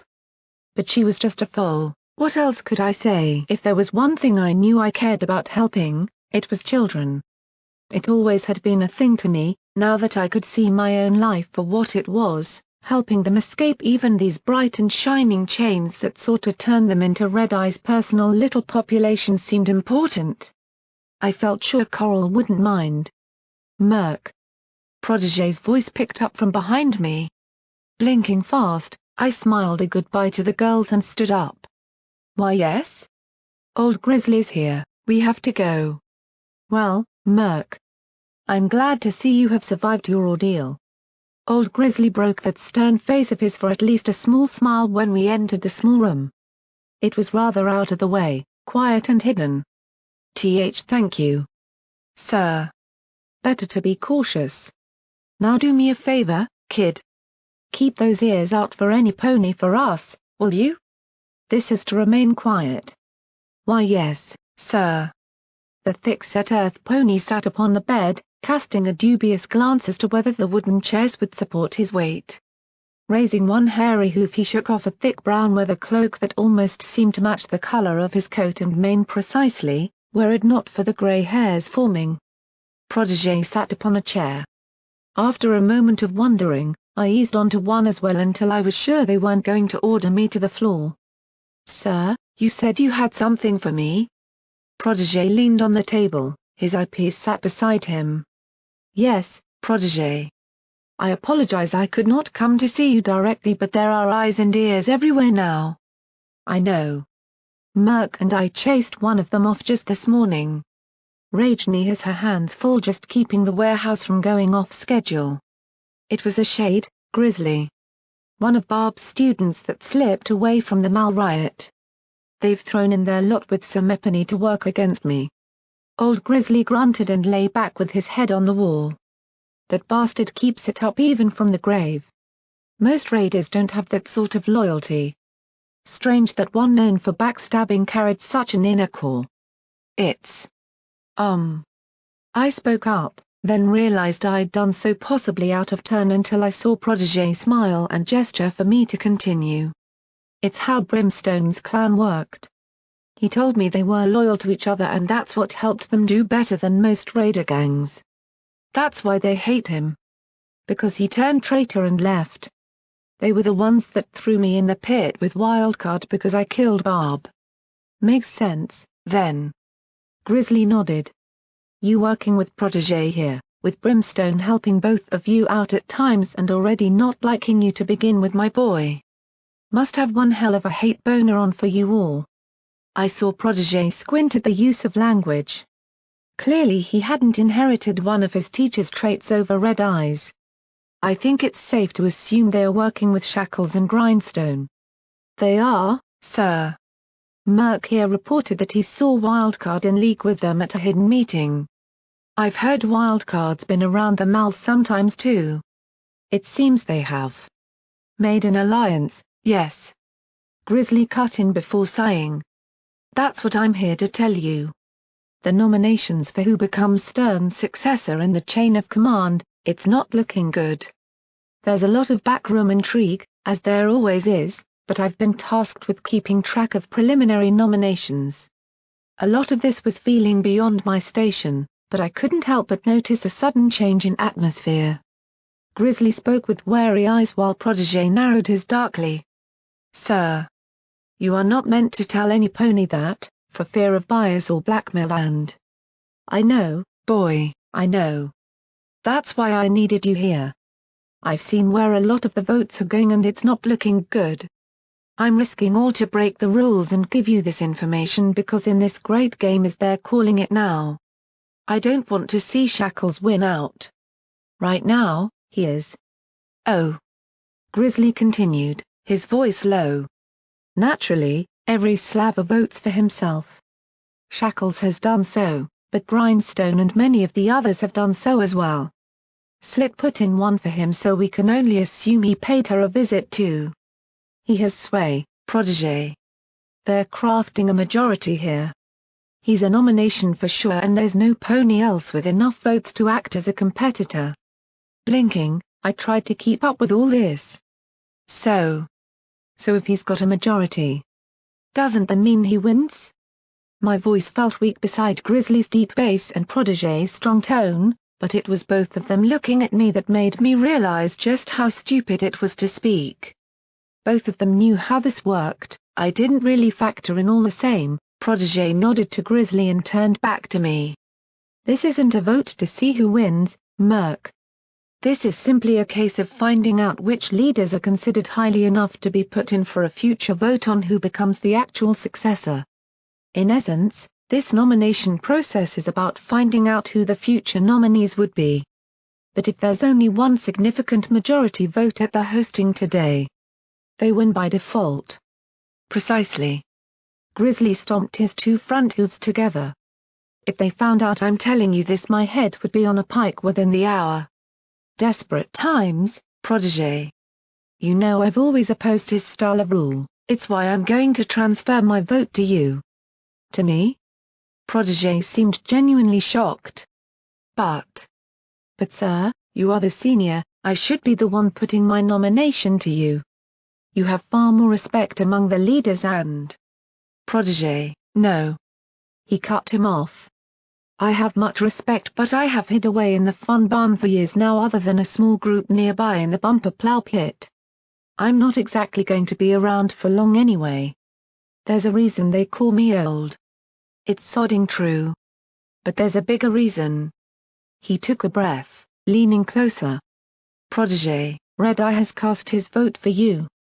I didn't think I'd ever manage to see Protégé look so genuinely open-mouthed and speechless ever again, with that poised figure broken into a stunned student.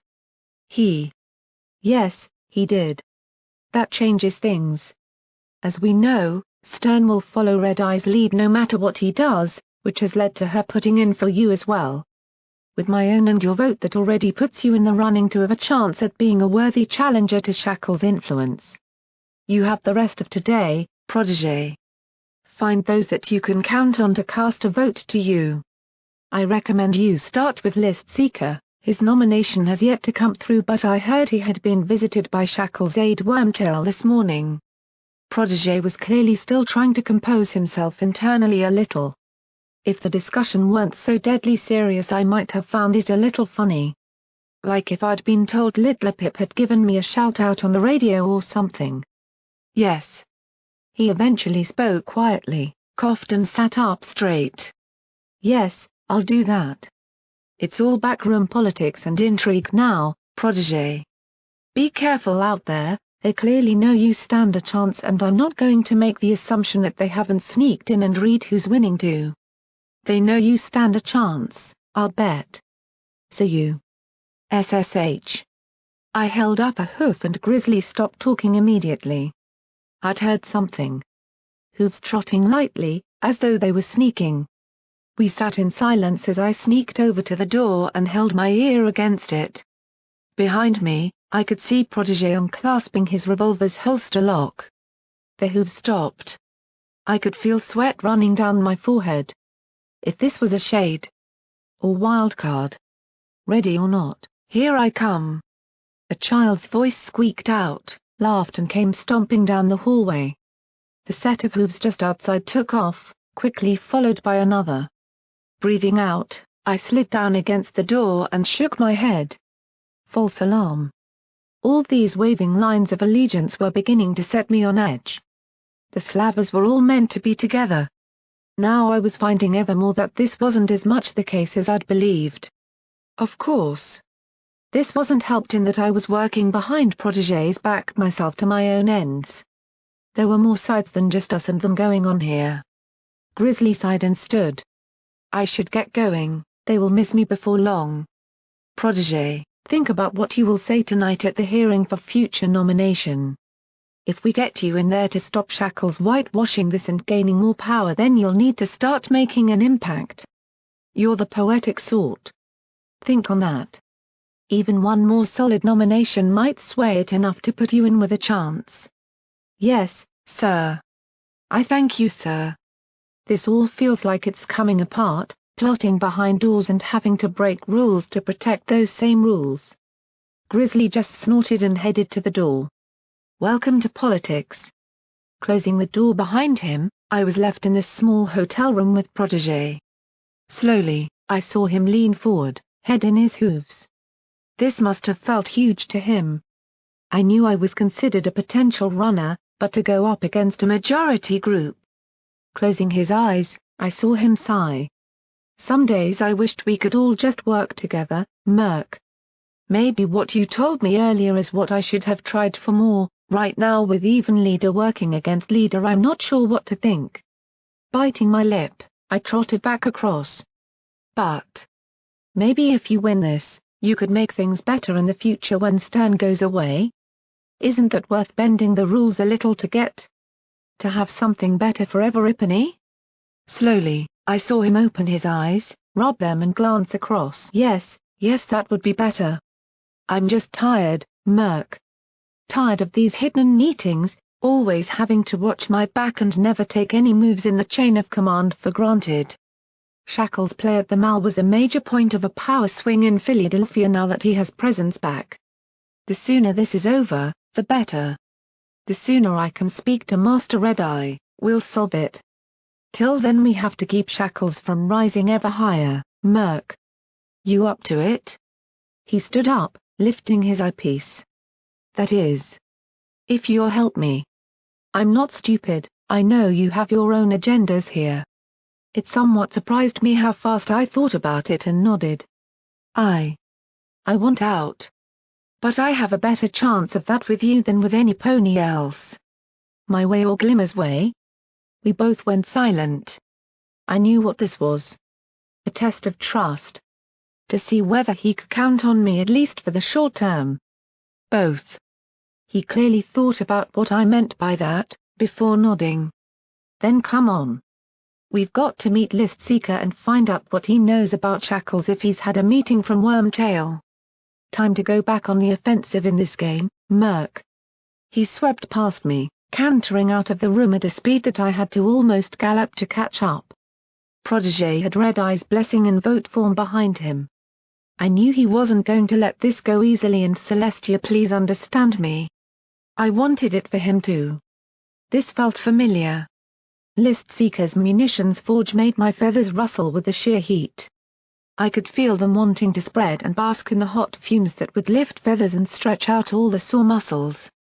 Truth be told, it was a fight to not give in to the urge. We didn't need to call attention to ourselves.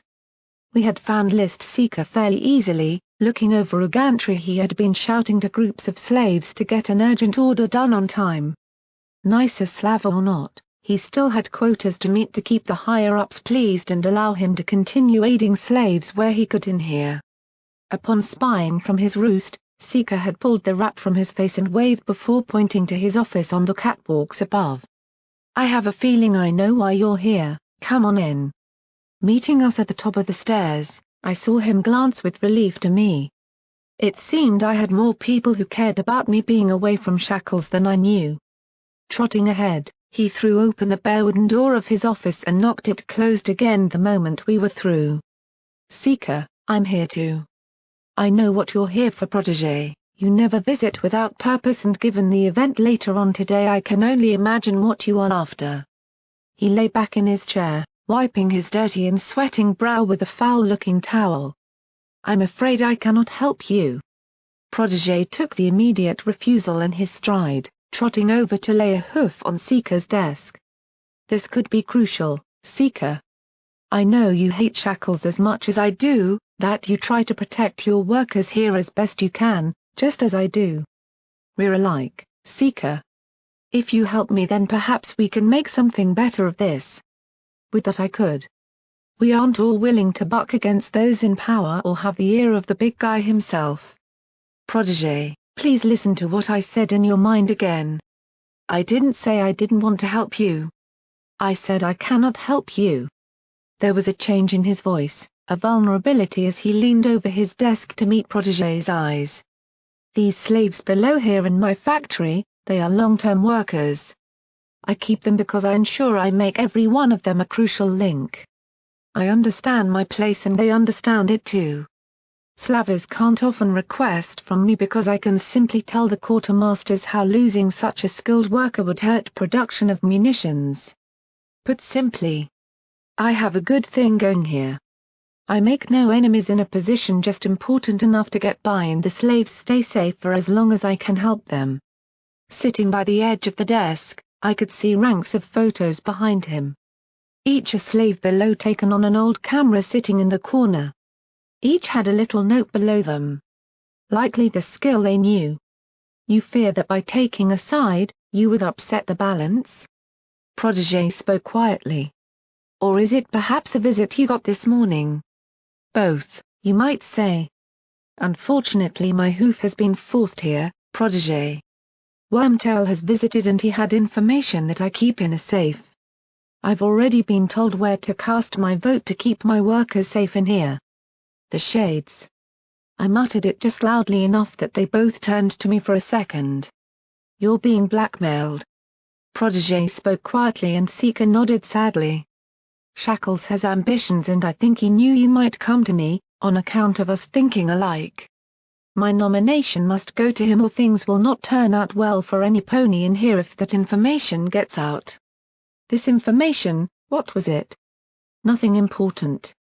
It was simply a gesture, that he could get it. If Sir Mepany can get into my safe like that while I'm here then slitting a throat as I sleep should be no problem. They are blackmailing under a threat because they know I care, Protégé. If I die, these slaves shall suffer all over again. So we can't even steal it back. I was muttering to myself as I looked at all the portraits. I recognized a few from my brief temporary stints here. Some had red crosses beside them. I could only guess what it meant. Seeker, Protégé sighed and sat before the desk, this is important. They are playing to your fears. If Shackles gets that nomination from you and wins then eventually it will come back to hurt us. He will be elevated above any of us to such a degree he can simply order it. I don't know why Master Red Eye hasn't stepped in yet but he must see that we have to fight this. That we have to stand up and resist him attaining power. You know he used to. I know my own city's history, Protégé. Then you must realize what is at stake. These workers below you, is short-term safety better when it comes with long-term submission? You believe better than this, Seeker. Listen closely, there is a chance that I might be able to challenge him, if I get enough nominations. Please, tell me you can do better than this, for all of us. Look what he did to Murky number 7 here, that will happen if we don't take a stand. His hoof struck the desk hard enough to make me jump and squeak at the sudden noise while looking at the wall. All 4 hooves leaving the ground, I staggered back and rubbed my ears. When I looked up, I saw List Seeker looking at me, having seen my nervous reaction. I saw what he did to you, heard about more.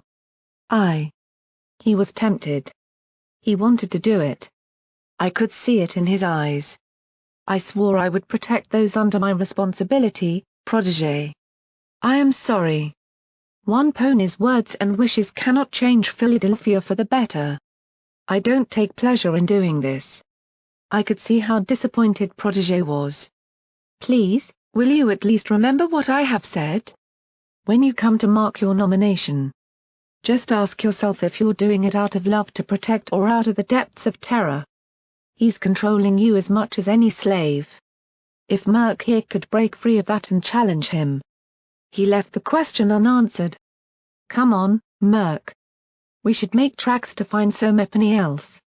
I saw Seeker sitting at his desk, looking wretched. I recognized the fear in his eyes as he spun his chair slowly to look at the lists of ponies behind him he cared for across the wall. Protégé? He spoke quietly, not turning back around. How do you know that you're in with a chance? The nominations are kept secret. Both of us stopped in our trotting, sharing a glance. Before we could answer, Seeker turned his head. You know something the rest of us don't. In theory, I could barter that as information. You should be more careful with that. However, in this case I shall not do so, though others might. That said, it helps me to know you have something here. I am under threat and my nomination will be influenced, but I know something that might help you. Protégé stayed silent, nodding carefully. You know of Mr. Massin, the armorer at the Mall. Shackles is trying to force through his elevation to become a lead armorer for Philadelphia's defense network around the wall. That would then make him eligible to place a further nomination in Wormtail. Let that slip when boasting of how easily Shackles would win, so maybe I can't support you. But if those application documents or his nomination slip were delayed. I understand, List Seeker. Thank you. Information is key in this game, Protégé. That is all I can give you for now, I am sorry. Protégé nodded a second time before turning to go, myself beside him. He spoke only briefly. Think on what I have said, Seeker. If you feel ready to take a stand, you know what to do. He left the office, leaving me to stare back and only briefly to see the gangly slaver meet my eyes. If I could have taken you and I would have, Murk. He's an idealist, but if he says he'll take care of you then you can trust him. Good luck. Thank you, sir. I'm just some Epony trying to help folks survive. Goodbye. Taking the notice, I closed the door and cantered to catch up with Protégé. We trotted side by side until we were out of the factory with only a few off-hoof glances from me at him. Seeker seemed to think I could definitely trust him, but all the same, most of what I was doing was helping a slaver further his own agenda, even if that was Protégé. I just kept reminding myself, play along and do my best. Take the advantages I could. If it helped slaves in general on the long term.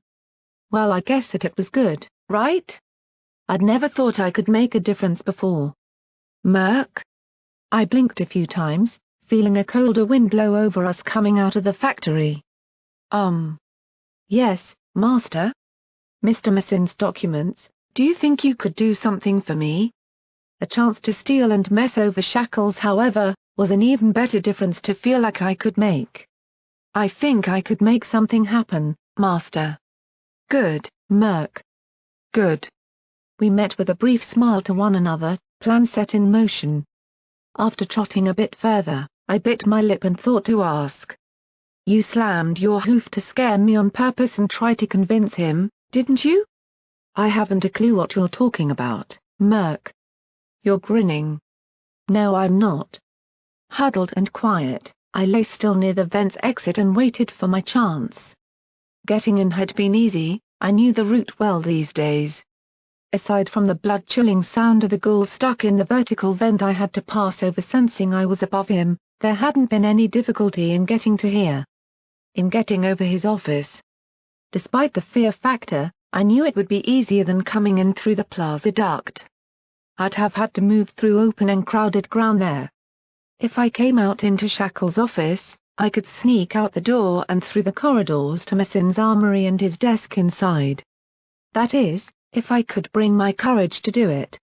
Shackles wasn't even in the mall, but I could see the familiar sights. The bed I'd made only a few days ago. The cell he'd locked me in, the bloodstains on the floor. My blood. I couldn't delay though. Taking a deep breath to calm my nerves and touching a hoof to the statuette in my pocket, I levered the duct's cover away and dropped out into the room. Landing and huddling to the floor, I closed my eyes and took a good listen. Nothing. Good. Creeping forward, I reached for the doorknob and gently pulled to find it still open. Excellent. I had backup plans to scour the vents for another way through, but it seemed Wormtail wasn't nearly as thorough as his master. Yeah. His master. Not mine. Poking my head out, I glanced from side to side. The mall was quiet this time of day. No slaves came up here and most of the slavers were likely directing the shift changes right now. I gently padded out and turned down toward the armory's direction. Just down the hallway, turn right, up a short stairwell and then double back with it on your left. Okay. At a quiet canter, I moved forward and kept my ears more than my eyes open. Sound traveled far in these corridors, as I'd so often discovered to my benefit and hardship in the past. The sound of snoring came from my right, a staff break room converted to a rest area for slavers upon mattresses. The hairy stallion within drooped across one with a bottle of whiskey nearby. The sight of the drink made me flush all over again. I couldn't believe what I'd said. Oh dear. Glimmer was no doubt biding her time to bring it up at opportune moments. The thought of her had been the temptation to take the plaza route. I dearly wished I could see them again during this brief visit, but I knew they wouldn't appreciate me taking extra risk simply to say hello. Head high, Murky. You've got to stand on your own sometime. Shifting up to the right-hand turn, I cast my eyes around and saw the way being clear. Holding my breath, I moved on to. Just heading to the shitter, mate. Won't be long. Stopping dead, I turned and cantered as fast as I dared back around the corner. Hooves upon stairs sounded out behind me. Glancing side to side, I ducked into the same room as the sleeping stallion. Please be as knocked out as I was and don't wake up. The trot of so many else came down the corridor, passing right past the room I now hid in, holding my breath as I heard them stop and turn on the spot. A head poked in the door. Crouched down, I simply held still in the shadow itself and prayed they wouldn't glance side to side. Never could handle his drink. Lightweight.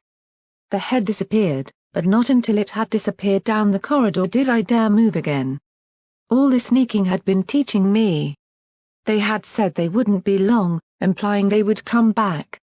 But that was no reason to go early and risk them turning around. Wow. I really could do this sneaking thing.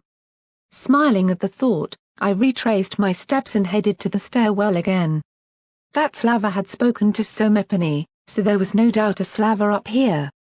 As such, I crouched low to the stairs and instead used my little mirror to see over the lip of the stairwell. Squinting to see on the shiny fragment, I saw movement up ahead. Another buck was already wandering away towards the security station we'd once laid our plans to take down Barb and Perfect. Tucking away the mirror, I sneaked up and kept behind the pony as they trotted onward. Watching the ground every half second to avoid loose plates, I bit my lip that they wouldn't turn around until I could reach the left-hand turn that would lead me to the armory. 10 feet. 5 feet. Don't rush it.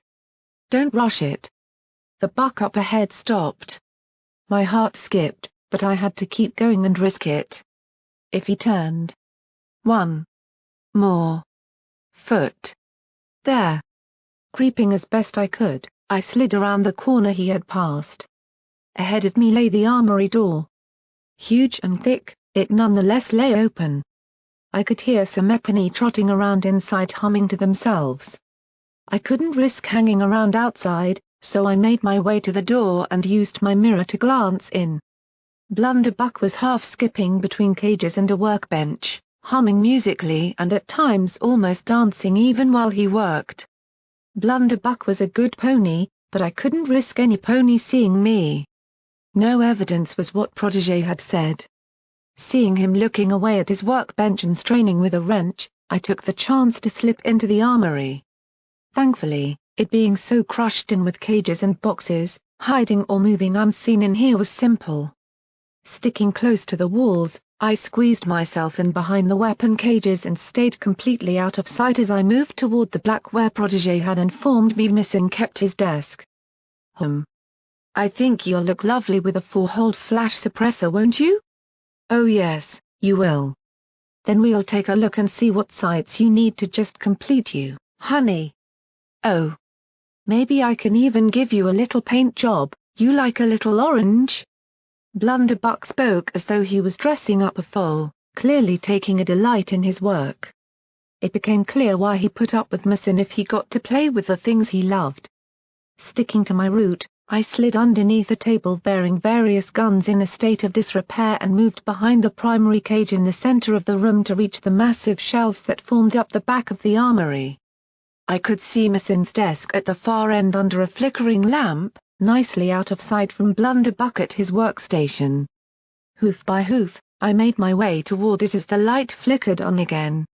I almost screamed as I saw so mepany huge standing right there. Stuffing my hoof into my mouth to stifle it, I staggered back and almost made to run.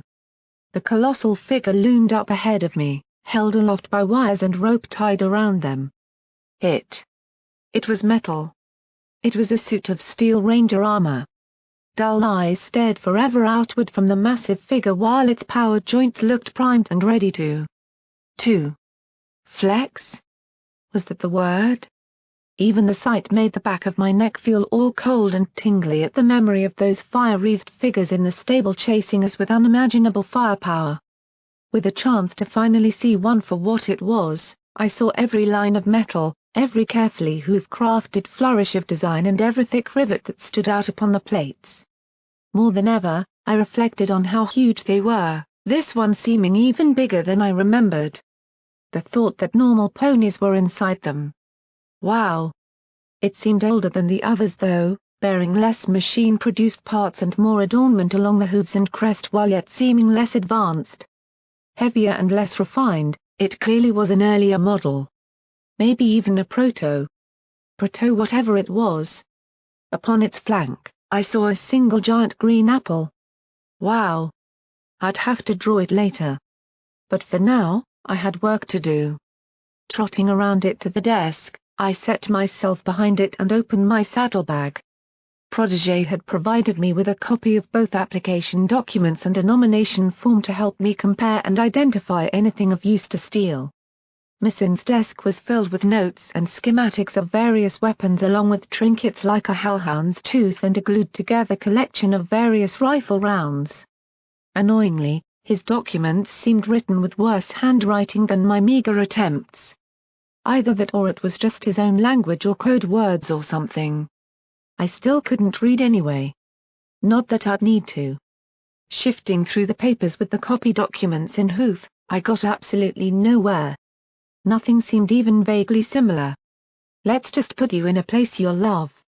I've got an iron shod over under that you'll look a beauty next to.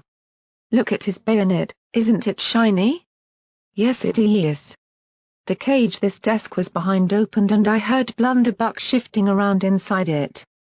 Grabbing a bunch of papers, I ducked down again and kept comparing. Nothing. Nothing. Nothing nothing nothing. Come on, give me a break, goddesses. I muttered quietly and placed the papers back on top before turning to his drawers. Just one bit of luck? Yanking them open quickly, I had to hop up on my hind legs to see inside, almost leaning my head right into it as my hooves scrambled through it all. Come on, come on. Aha. Got it. His nomination form with a tick already on it upon who he wanted. Oh way. I leave you alone for single second and already with the fucking paint. Pashivye, Suda ID. Oh no. Oh. Hello, sir. I was just. What in fuck have you done to poor rifle? Using pussy plastic shit all over the proud wood it was designed for. Oyobuk. Get paint thinner before it sinks in and remove anything not 10 years old. Is looking like fucking book of comic. You hear that? Hear what? I sure didn't hear anything. That is sound of original designer spinning engrave fast enough to power fucking country. Feeling sorry for Blunderbuck, I bit my lip and looked up briefly to see their vague shapes through the cage.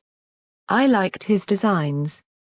He was just having fun trying things, I knew damn well he could make things that worked too. I was wearing one. Blunderbuck just got carried away sometimes. I heard a wooden hoof hit something and Blunderbuck yelping in pain. Fix shit now. Yes, sir. All is polnipizdits. At least I get to sort out ridiculous children with guns on wall soon. I heard him trot across the armory, thankfully not in this direction.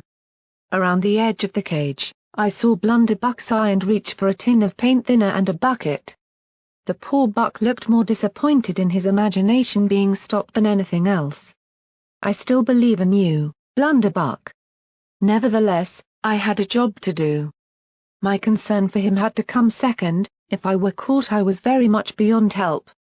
Casting a glance to his form, I made to simply take it. Let's see him vote with this. However, the thought eventually came to me. I got a copy of it. What if he could as well? This was a last-ditch effort by Protégé but it could still go wrong. I needed something better. You. Thank you, Glimmer. Taking all of it, I trotted to the side and hid behind the cage I'd approached through.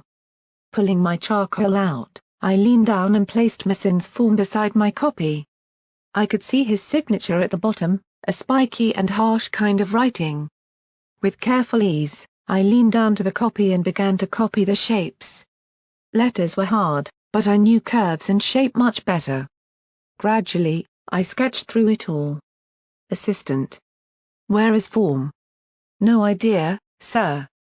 Didn't you leave it in your drawer? Looking up, I saw relocating had been a good idea. Barely 10 feet away, Massin was messing around his desk, apparently uncaring that some things weren't in the same place. He clearly wasn't as careful as Protégé. Trying to move slowly, I finished up the signature. Now. The hard bit. He had no doubt voted Shackles. So that was how his name looked. Now, P was. It was. Oh dear. I scanned the form, looking for Protégé's name. I could do more than just have Massin not vote. P was a line with a circle. But there was another that looked so similar with it all flipped, the D. Which was it? I sat and strained my head, closing my eyes and trying to remember Protégé's patient tuition on these arcane symbols. I could feel my wings jittering nervously, overacting with their newfound movement. Come on, I was a new pony now. I could do this. Oh, wait. Looking at all the candidates, there was only one with a line and a circle attached. That had to be him. None started with AD. It was the best I could try, I just hoped I was right. Marking a little tick beside his name, I grinned and folded it back up. Carefully, I tried to copy all the little marks. Good enough. Is not here. Tell me you did not scribble your youth fantasies of what you call weapon on again? I didn't, sir. Here, let me look. Behind Massin's back, I gently slipped the false one back onto the desk and hid before Blunderbuck came around. Sir? It's right here. Ha! What in fuck is? I must be getting old. Assistant, take slip and deliver. I will clean up after mess you leave, Yabanko Malolitby. Go. Blunderbuck grabbed the form in his mouth and took off, no doubt glad to be away from Mr. Massin for a while. The stallion turned, his wooden hoof distinct on the floor before collapsing onto his chair. Is driving to madness, is this place? Too much paper, too little action. Shouting worked much better in Stalingrad. Authority through volume, yes.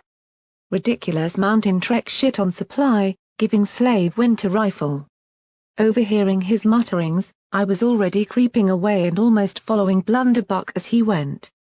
Stopping only briefly, I leaned onto a shelf and relieved them of a gun repair kit. Glimmerlight had wanted one, after all. Hooking the heavy metal box onto my saddle, I left the armory and began my journey back to outside. I just hoped this would make a crucial difference. Protégé had to be one of the nominations or Philadelphia was in for a very bad future indeed. Murk. Were you successful? Protégé got up from the old seat in the high-rise we'd once visited, our designated meeting point after my mission. It hadn't taken long, really.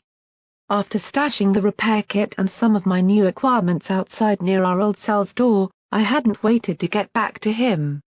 Now I wandered happily in and nodded. You got it? Hee. Better, I gave him it back. Just with your name on it. There was a moment of realization in his face, before he couldn't hide the genuine look of sudden admiration at the cheeky grin I wore. Very good, Murk. I'm glad you're no doubt getting something from your first lesson alone. Now come on, we'll have to get back to the fun farm, the nominations won't be too long from now and I must be there early. Do you think this can work? It'll have to, Murk. Protégé seemed unsure for himself. Shackles can't win here. He led the way back through the corridors and past the old robot still cleaning up. Along the way, Protégé seemed to ponder on something and looked to me. Tell me, Murk. How did you get it back without them spying the difference? You couldn't have made it precise. I just smiled and continued trotting with my head held up like a Pegasus should. Oh, showing just enough to make them fill in the rest themselves is better than showing all. I quoted Glimmer word for word and trotted on proudly. Only after a second did I realize the very odd and confused look he was giving me as his lips silently repeated the words to himself. What? The trip back was cautious. Traveling through Philadelphia openly was simply an invitation to any pony who sought a chance to get us alone. As such, we stuck mostly to primary routes despite the longer way there in order to better remain under the watchful eyes of the Griffins. Protégé was silent, at most sometimes moving his lips as though wondering about words. Likely what old Grizzly had asked him to do. After dropping by to find Rajni and bring her along did to finally move toward the fun barn itself. Protégé stopped near to the entrance and turned back to me. He held a darker look to his eye. Murk, you are sure you wish to come here with me? You could go back to the logistics depot if you want. Why? Isn't it safer with you? He seemed reluctant, as though unsure how to word it. Unfortunately, Rajni decided to just say it for him. That bastard Shackles will be in here, Feathers. Likely that's what he thinks about. You can go and hide if you want. She smirked, as though taunting me to do just that. I couldn't be sure. But it seemed like she was daring me to try and be more than that. Protégé cast her a harsh glance for cutting in, but the Griffin just shrugged. She certainly cared less about rank than before. I'll come with you. I gulped. He doesn't own me now. Just let's try and not go near him. Rajni scoffed and shook her head derisively. Protégé just patted my shoulder and nodded. We'll try. However, Murk, this is the nominations to take place. All higher-ranked lovers eligible will meet in the main presentation hall of the Fun Barn for the announcing of it. If you are with me, you will see him there. This is it, Murk. He turned and looked back at the entrance, flanked by heavily armored guards. I just hope that the one trick you pulled is enough, Murk. That or requiring Seeker to pull through for us. Not to mention whatever else they have planned. I don't like those shades on the loose. Bring them to me. Rajni murmured to herself and hefted the larger rifle of her pair, the Energy One. Talons and the shades got a score to settle. This isn't about your revenge, Rajni. Just saying. If there's a clean shot between me and them, I don't care if Red Eye himself is talking at the time. She moved on into the Fun Barn ahead of us, leaving Protégé looking rather concerned at her black bearing the broken wings. Edging beside him, I coughed a little. I'll come in and maybe I might hear something needed. You need all the support you can. Protégé didn't remove his eyes from the building. All right, Murk. Let's just hope this goes how it needs to now.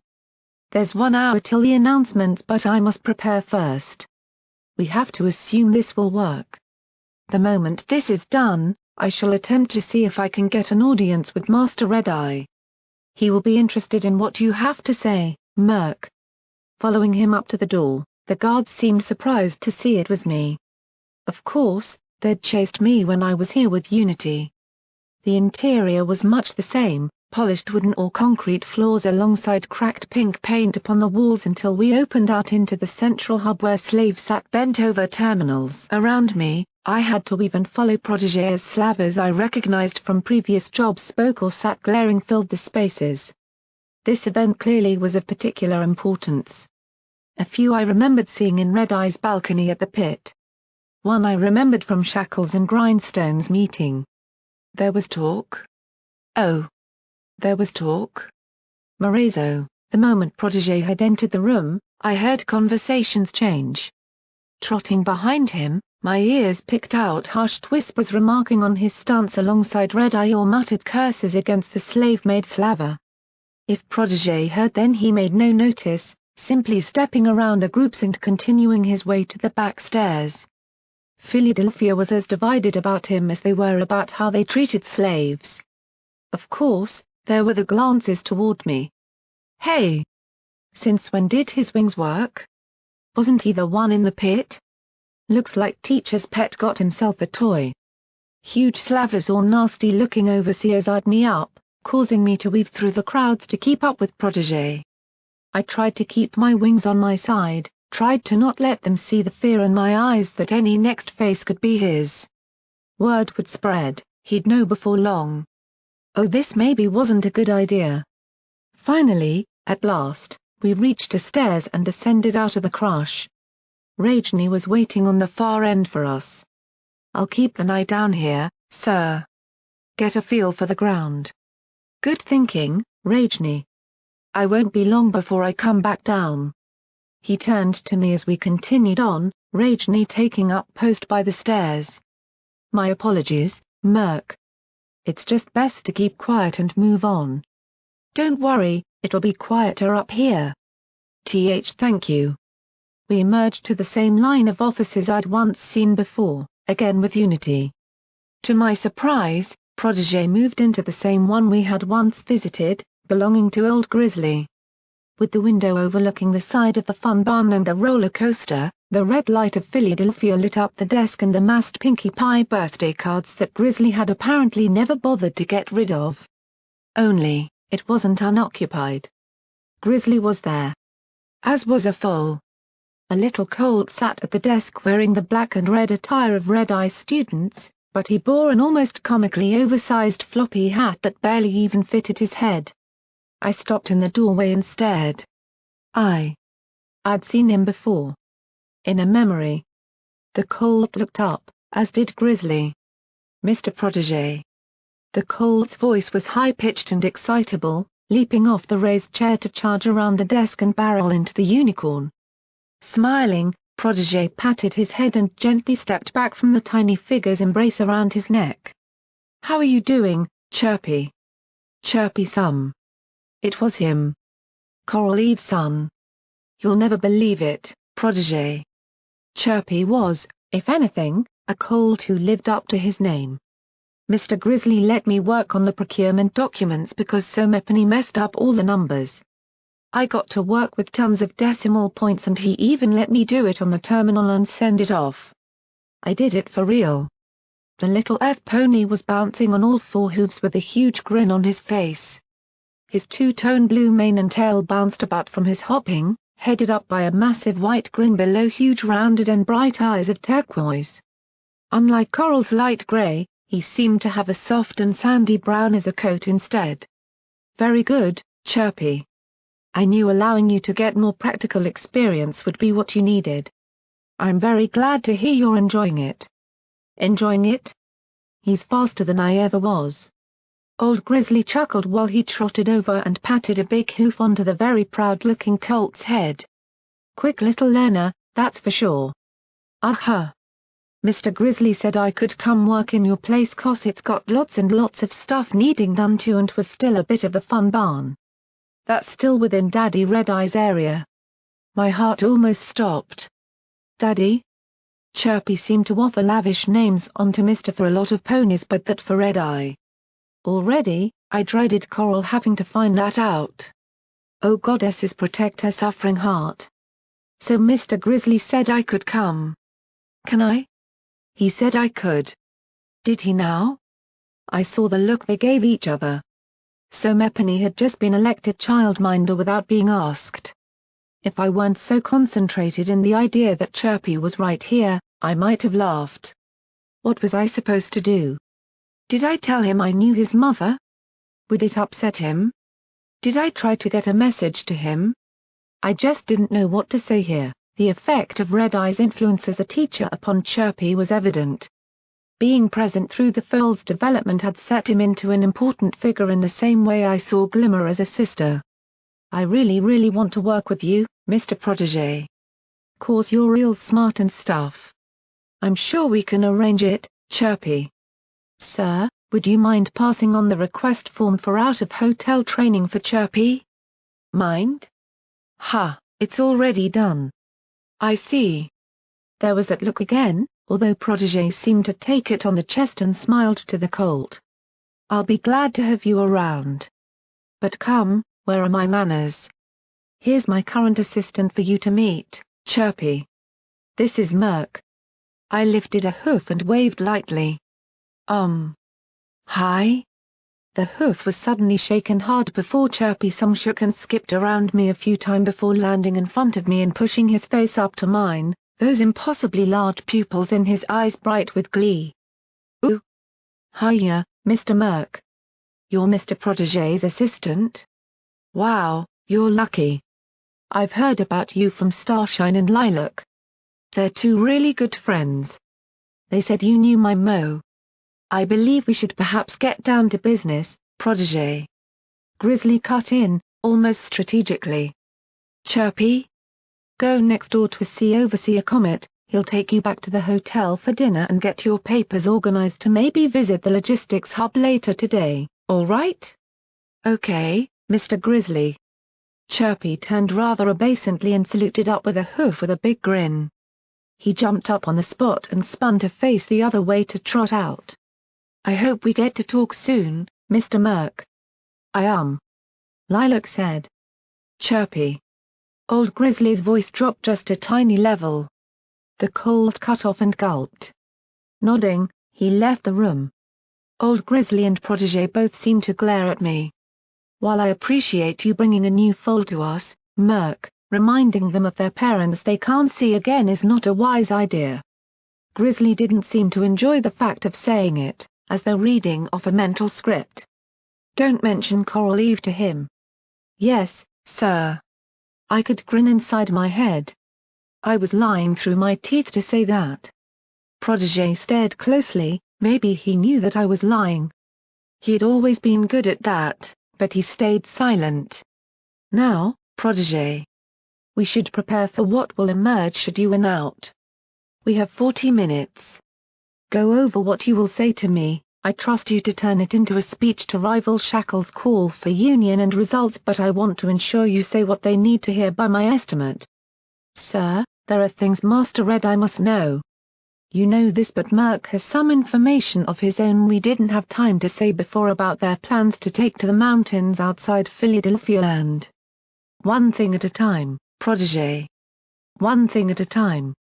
We need to win you a nomination first. Then we'll talk about what needs to be done for the future. Now sit down, let me hear what you have.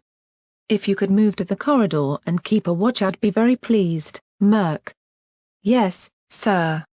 Passing a last glance with Protégé as I left him with one of his old teachers, I moved to sit outside the door and await him.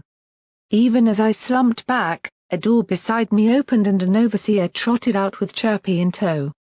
The little colt saw me and smiled, but didn't say a word. He just nodded. Smiling thinly, I nodded back. Smart kid, Coral had raised him well. He knew the score here. We would wait to get a better chance to speak. The time passed slowly. For once lately I found myself simply sitting with nothing to do but think.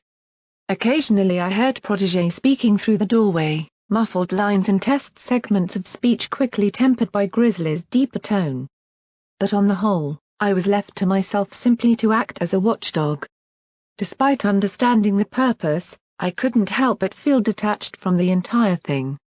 I hadn't quite realized how important this was to him until now. It had just been taking time to help him, but feeling the time mounting and the clock ticking down to this moment, the realization of just how important this nomination was began to sink in. This wasn't just keeping shackles out, this was something truly meaningful to Protégé and his continued life. A chance for him to perhaps make some real change. Your next few hours would be crucial. So I simply sat and waited. The waiting was always the worst. I spent it drawing my friends or myself with my wings again with DJ Pon 3 in my ear. Eventually, however, the urge to draw began to fade as ideas began to falter. After putting the finishing strokes to an image of Pinkie Pie cracking up with laughter and surrounded by sprite bots, I simply lay my head back against the wall. The thought that she had given me such clues and indications was almost like a dream unto itself. Really, I wished I could get Sundial to come on again soon. I wanted to know what Pinkie sent him on. What happened? What clues I could gather to help know where to go. We've not much news on the stable dweller's little excursion other than a rumor passing in that she was spotted heading away from Cantlett toward Maripany itself. Now, my little ponies, we can only guess what she's up to now, but don't think this won't be something beneficial. Just keep believing and keep fighting that good fight, Wastelanders. We can all stand up for something now and again. I know I tell folks to keep your head down. But sometimes you just gotta put it up high and take the chance. Put yourself in the firing line to do what's right. In the end, Somepany's gotta stand up tall. Here's something to boost those fightin' spirits. My pit buck clicked and switched over to a wartime number by Sweetie Belle, intended to lift the mood of soldiers listening in the field and get them willing to defend their country. The DJ had mentioned all that before, but as I listened now I simply sighed and hoped that I could muster that same spirit when the time truly came. Behind me, I heard the voices stop. Hooves trotted up and toward the door. Perking up, I tucked away my journal and hopped up. With a click, the door unlocked and opened for old Grizzly to step out. Behind him came Protégé. I'd never seen him looking so serious. So drawn and on edge, as though desperately memorizing things he needed. You will accompany us, Murk. You are my assistant and you should be in attendance. Of course, I'll come and. Yes will suffice, Murk. Do not forget to address me by rank. His voice was terse. This was no offhand reminder. Taken aback from the harsher look he gave me, I got a sense of just how seriously he had to take this. All the same, I couldn't help but feel myself rebel against that side of him. The slaver. Yes, master. Better. Now come on. The fun bun was all filtering toward one room. Amongst the crowds, we were afforded a decent space.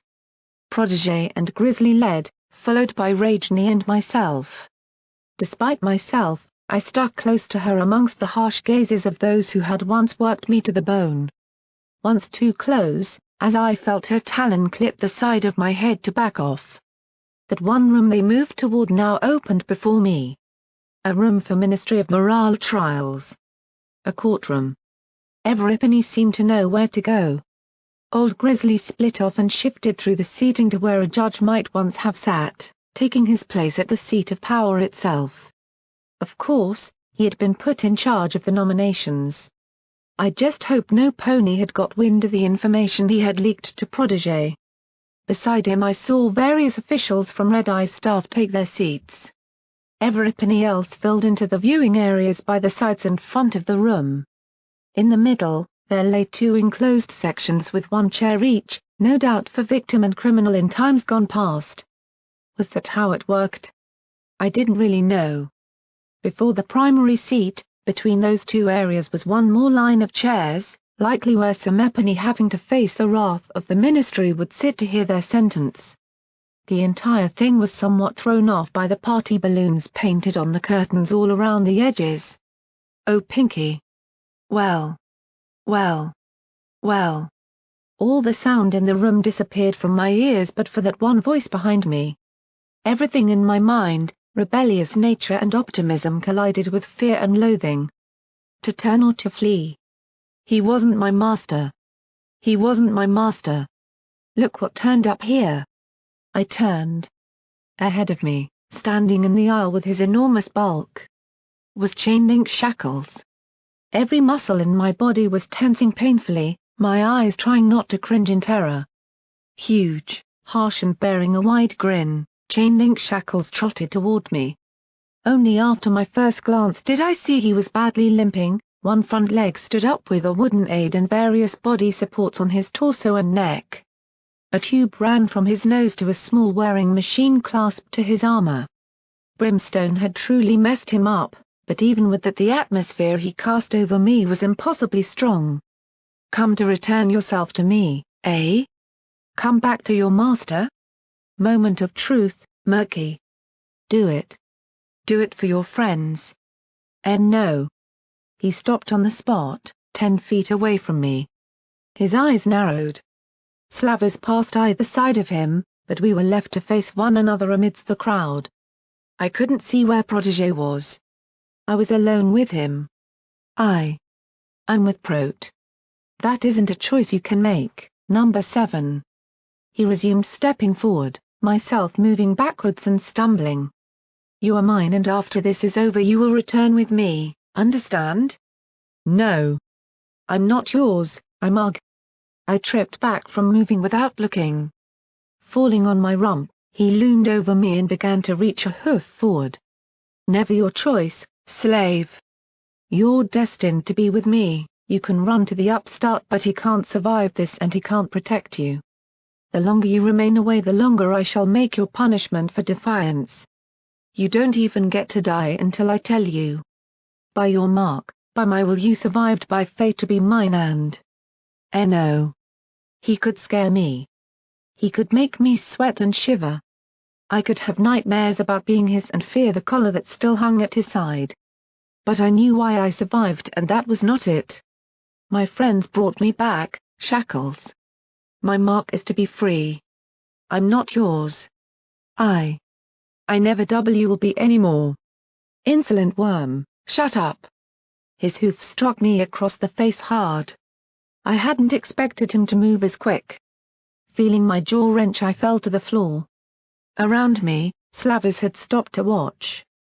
I saw some looking confused at my presence at all. Others grinned with satisfaction at the unruly slave being put in his place. Most just seemed annoyed at the disturbance I'd made by shouting. You've got some ridiculous ideas in your head to believe that, number 7. You're coming with me. In your collar, you shall be the icon of how I shall move forward in my city. Of unswerving obedience. Now hold still. The collar came off. It was coming down. I made to get up, turn and simply flee but slavers were all around us. I could hear Protégé far off. They had all heard my protest, they saw this as right. I wanted to shout, but the words didn't come. Back off, Shackles. He's not yours now. The collar stopped coming toward me, before Shackles stood back up and glanced angrily to the side. Rajni stood grimly with her eyes locked on him. Murky number 7 belongs by his will to Master Protégé by stint of voluntary assistance rules. Unless Murk chooses to be yours again, he isn't. You're playing a dangerous game, Flightless. Look around you. These are those who support my vision. The runt will be mine in time. I saw Rajni's talon loosely grip around her rifle's trigger guard. Rules are rules in this city. I only enforce them.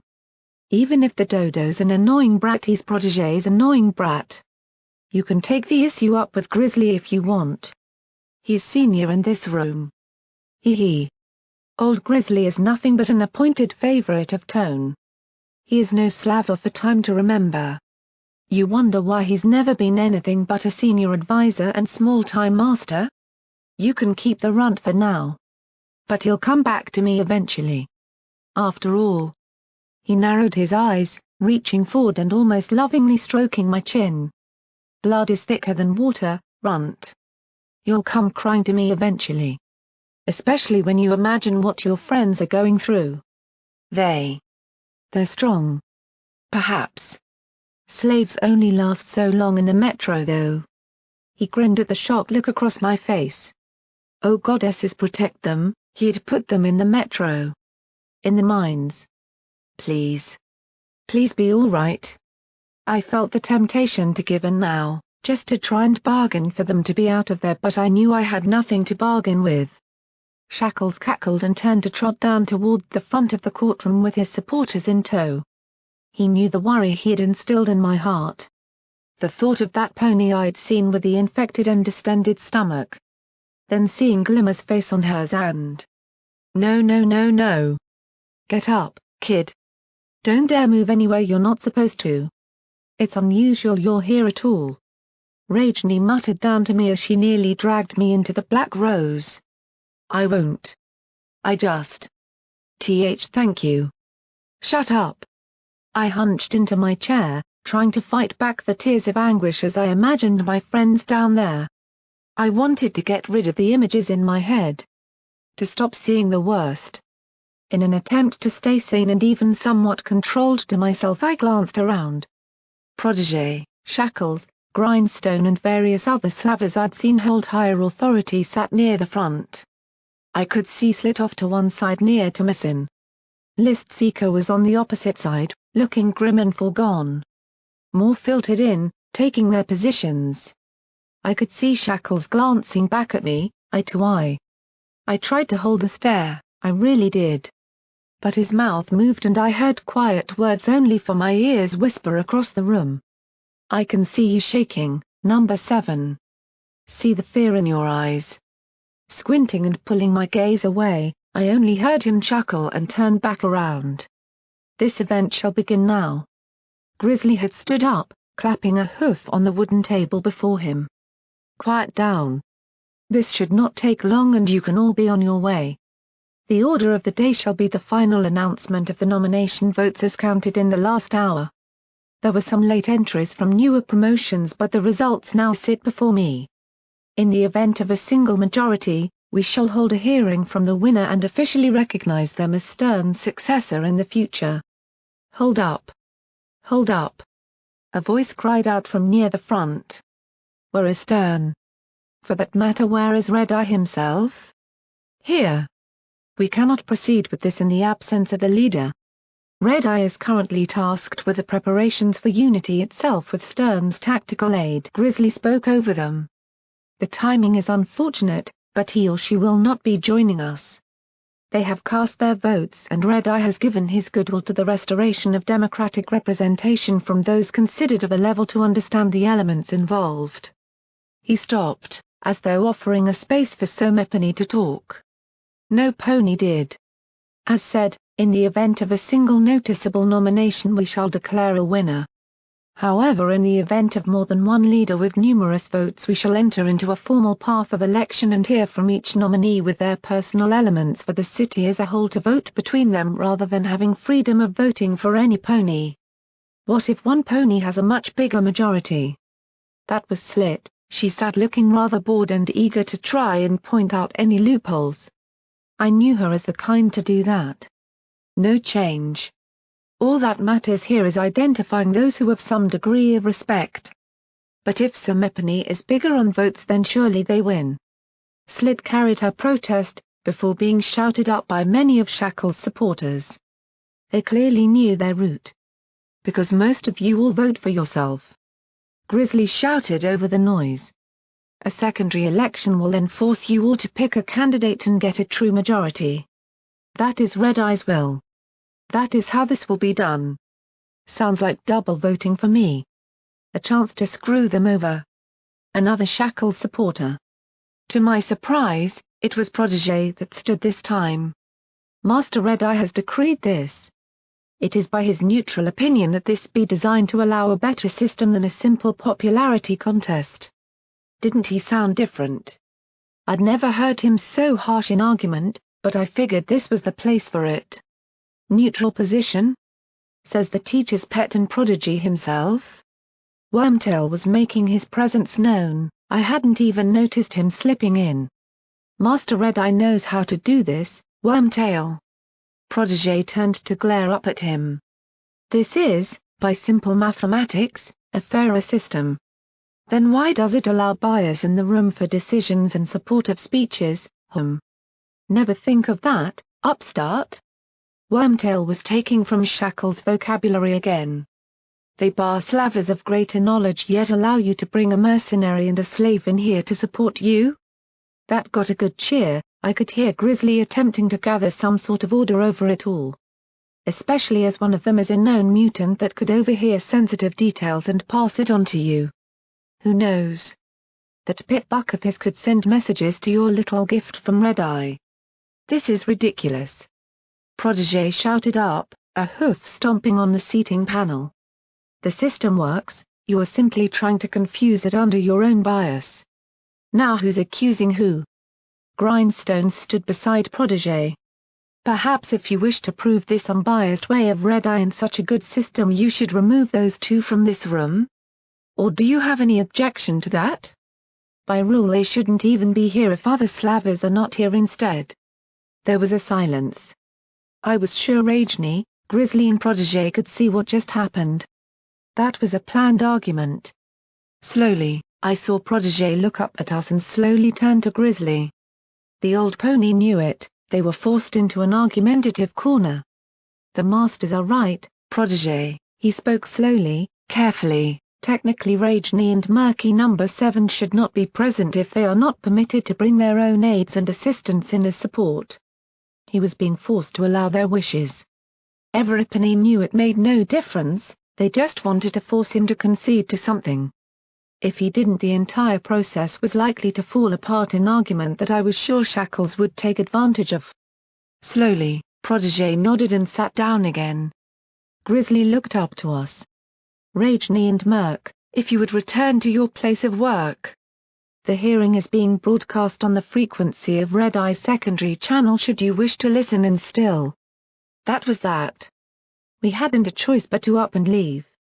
I passed a smugly grinning Wormtail on the way out. Looking back, I saw Protégé sitting alone at the front, surrounded by those who would seek to bring him down. I hated to leave him like that but really. I had no choice now. We were led away and escorted from the fun barn, a few of Grindstone's slavers ensuring to not let up our tail until Rajni and I were outside. Really, I was glad she was still there at the very least. Without her I'd be easy prey. So what now? I looked up, and further up, at the taller griffin. She just snorted derisively. You go back to the warehouse. I've just been given a bit of free time to go about my own business. Now where did you last see that shade? I told her, pointing out the building across from the warehouse behind the fun barn. Rajni lightly unslung her rifle and loosened off her neck. I'll be back soon. Just going to go hunting. They're probably gone. They are really good at sneaking and, I caught you didn't I? Those raiders aren't going to get away. They took my fucking rings, I'm going to repay the favor to them before they die. Talons. Don't forget. She stalked off, clicking her head around to the rooftops as she went. That griffin sure was intense. I remembered her breaking necks with her talons alone in the mall, with any luck she might find the shades. Much as I hated killing in general it would be a weight off my mind if they were gone. Unfortunately, it left me rather alone.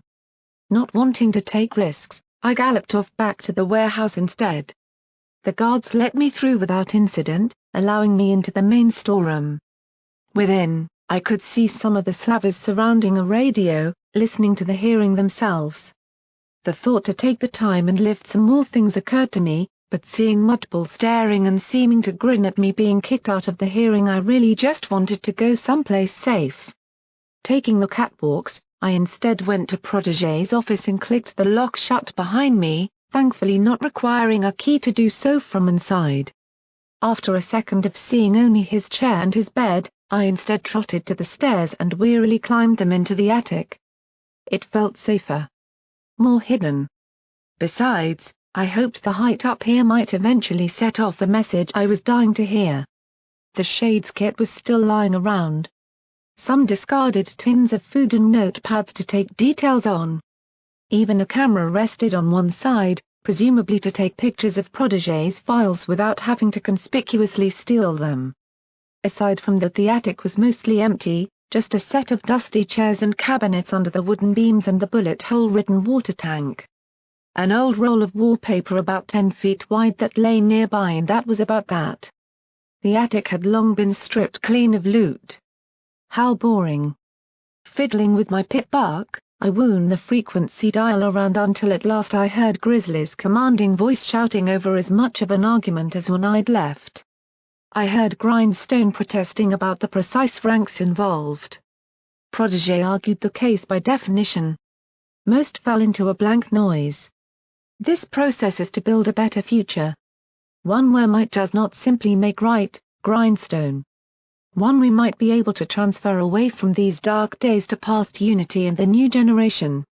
Protégé argued passionately but sternly. Philadelphia was built upon leadership. You would seek to remove strong leadership to instead permit vote gathering and politics to muddy that which should be counted upon.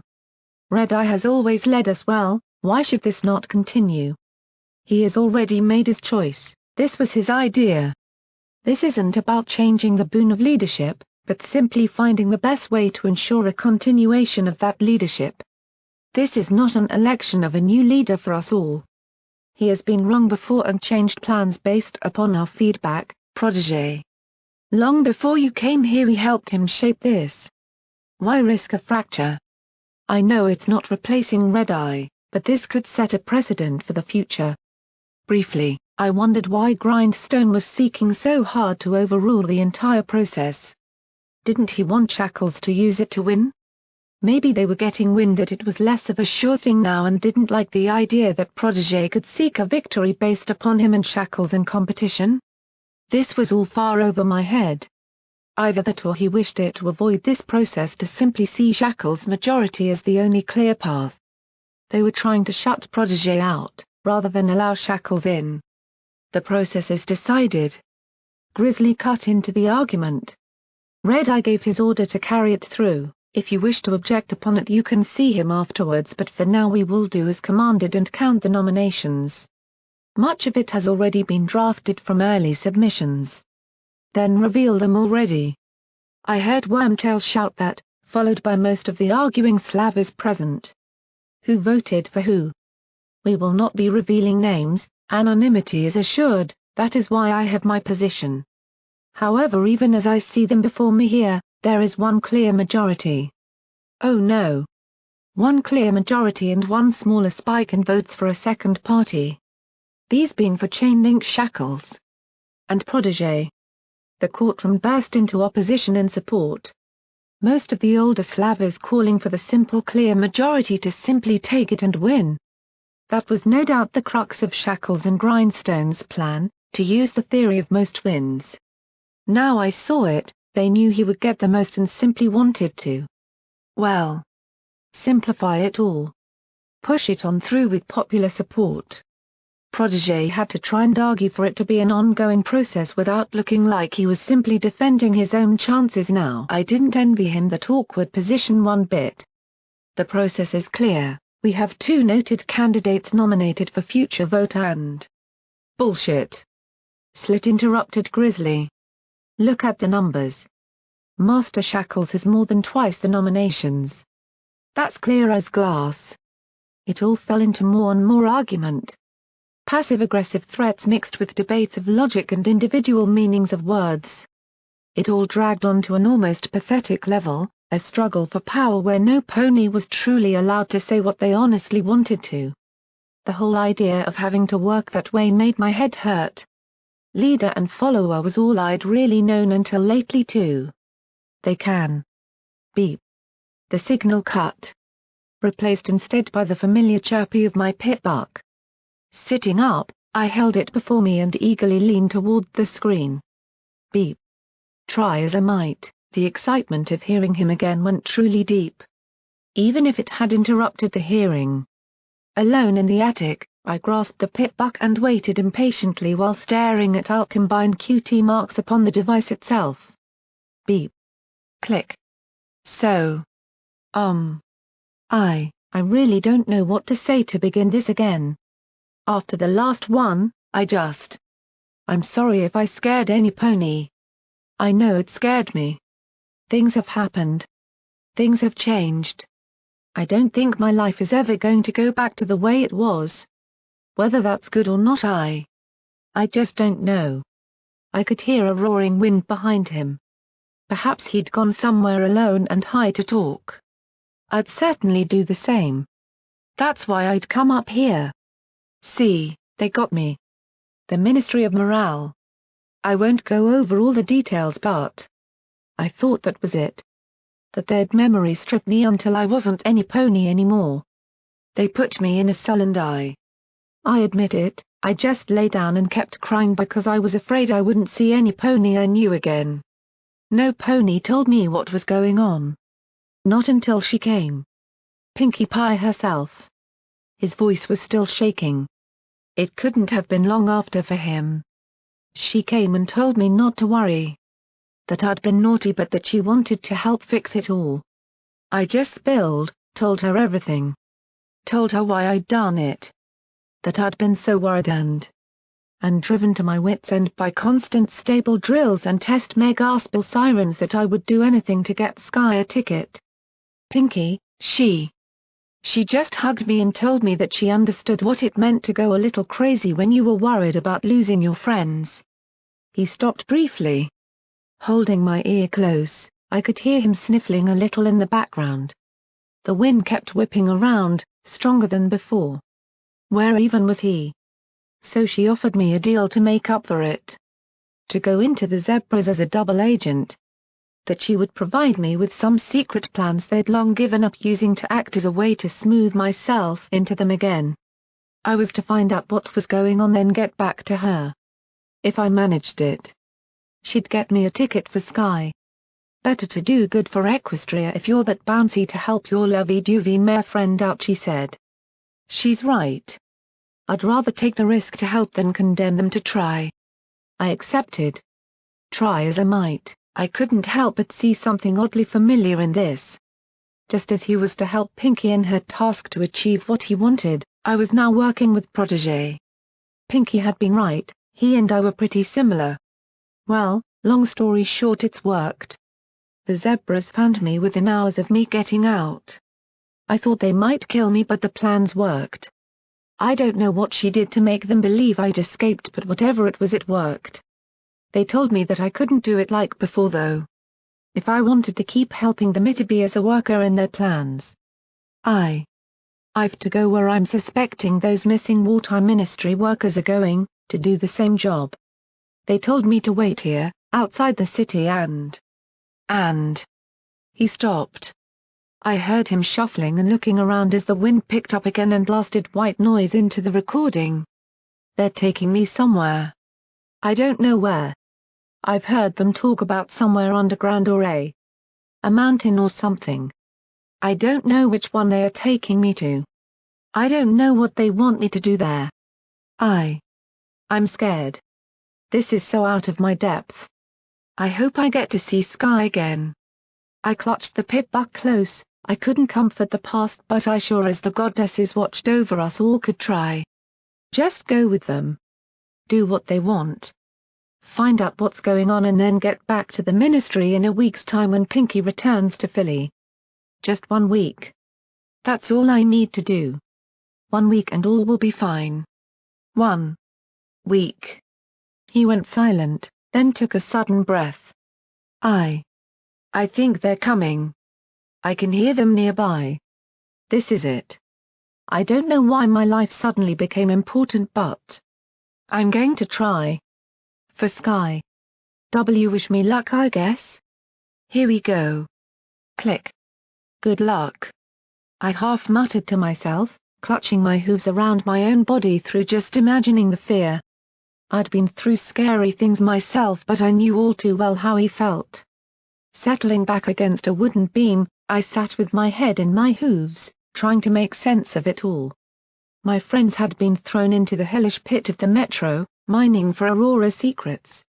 Protégé was alone at the center of a desperate conspiracy net to try and prove his place. Shackles and Grindstone were making their moves for power. Pinkie Pie had revealed to me we were on the right track but that a veil of mystery had descended on our route out. Sundial was a potential guide on his own journey. The plans of the zebras. I know the pieces. I could see them moving across the game board.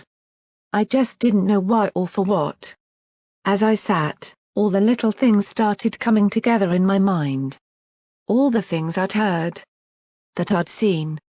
There had to be some solution. Something that told me what it all was. A growing urge within me to just know began to build. I'd been in the dark too long. What was it all? That urge became action. I wasn't a thinker. I wasn't some epiphany who could deduct and make educated guesses. But I could draw. Surging to my hooves, I grabbed the wallpaper roll and tugged, drawing the massive sheet out across the attic floor. The very ground would be my canvas. Digging for a charcoal stick, I let my mind drop into the past and of everything in Philadelphia I now knew.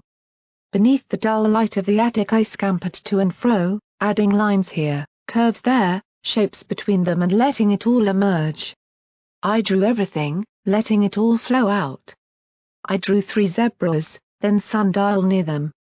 I drew what I imagined Ministry Station would look like with its abandoned platforms. I drew memory orbs, spell orbs and the machine that I had seen in the Ministry of Arcane Science that let ponies see the past without being a unicorn. I drew Magister Heartcare and his cult-like ghouls of the zebra belief. I drew refugees looking lonely and scared as they were taken somewhere across the bottom of the canvas, a full 6 feet long. I drew wartime workers who had participated in Sundial's area, the ones he'd said had disappeared from arcane projects. I drew the lab in the stable where they had been researching ponies learning things through memory orbs for education. Lines. Lines. They were what mattered. I was sweating with the effort, the movement to bound and jump from image to image haphazardly with no real order. But only now did I circle and connect them all in a great spiderweb of elements drawn into one. A star shape. I drew Pinkie Pie toward the side, making her mane huge and puffy as it truly was. Shackles and Grindstone went on the top left. I circled them and connected both to the Ministry Station. They wanted it. That then connected to a new sketch of Aurora Star. Which in turn connected to the memory research. Which went to the spell orbs. Again and again, even as I heard the hearing argue in the background over projects and authorities, I dared to simply ignore it and do what I needed to. Over and over the lines went, crossing and connecting. Beneath me, a huge floor of the past and future connecting and veiled. There it was. I fell back, exhausted and staggering. Looking down and letting the charcoal fall from my mouth, I gazed upon my work. A huge lattice of connected sketches. With the center blank but for the dozens of lines that crossed over. The one gap that connected everything. That which this was all about. Memory research to help ponies learn, it had worked with spell orbs. Aurora had wanted that and had possibly even continued her research without being allowed to in the Ministry Station and in their mountain range outside the city. Grindstone had mentioned that was hers. The zebras had mentioned underground and mountain to sundial. She had to be in league with them. A traitor of the highest level. Aurora Star had places to work and zebras who were bringing in refugees and skilled workers through bribery or threat. Into something that Shackles and Grindstone now wanted. Something they had protected so much as to make it a secret not even Red Eye had found. A secret that would be the only way out of this city for us no matter what horrors lurked in there. Pinkie had said Heartcare had been disappearing too. He had certainly been in league with zebras. What if those ghouls with him were the refugees? Had he been allied to Shackles and Grindstone? He had been preparing for a battle. My colossal drawing finally brought it all to reality though. Find out what Aurora was doing. Find the Ministry Station. Find the Ministry Station. Find the way out of Philadelphia. We could do this. I'd said that line 100 times the last few days. Only now did I really begin to feel it.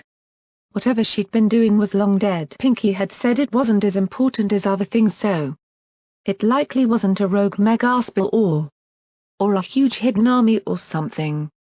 She was all about memory. Something to do with memory.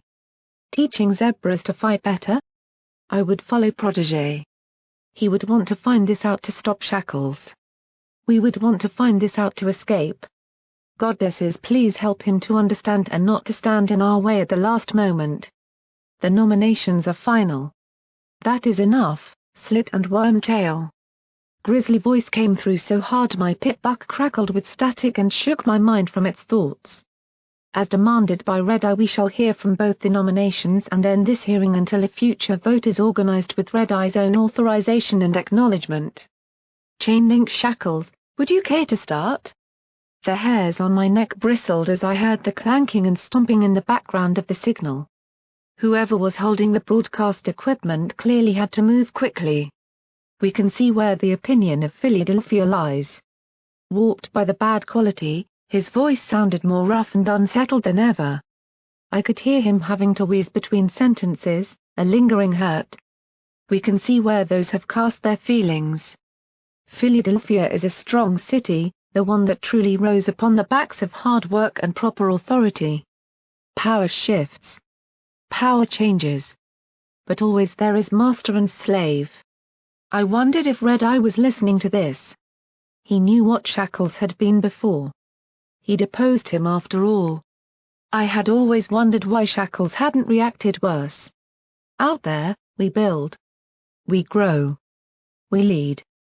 We rise above. You all in here know that in the future, when our dear leader and his second eventually are brought low by time as always happens, Philadelphia will still need its master. The wasteland can bring any pony to their knees. Remove any pony from life. Would you have some epony who does not understand the history of this city taken to authority? A loud cry from the ranks of those involved forced the signal into static. Shackles was brutal and at times even incredibly thin-natured.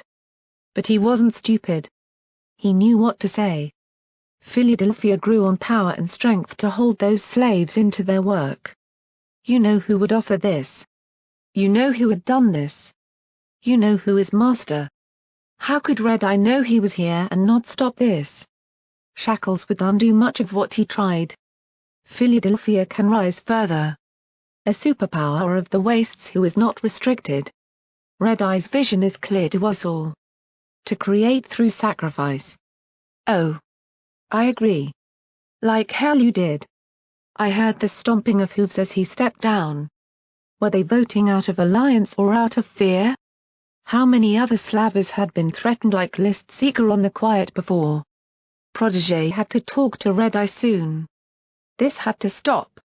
That is our first nomination, Chainlink Shackles. Bear in mind, this is for Stern's successor. So think to your future, those assembled. Hear both before deciding and... Are you biased, old grizzly? Grindstone's voice cut in, leading to another retort and gradual argument. Struggling to hear, I pressed my ear to the pit buck, sitting atop my massive drawing. I am KZZZZTCH. Not biased here. This is a mere reminder that others may have alternative elements to KZZZZTCH. The pit buck warped and scattered off. KZZTCH. Dirk? Dirk? You there? My eyes widened. That was the shades. The broadcast lingered off, changing back to Grizzly. KZZZTCH, please come to the stand for his opposing message to the assembled slavers of Philadelphia. Protégé, if you all KZZZZTCH. Another drop. KZZTCH here, mate. Don't worry, it's all done. Seems so Mepany fucked with the votes, he got in by one single fucking slip. Plan B's all ready though. KZZZZU, Grizzly. To those who nominated me.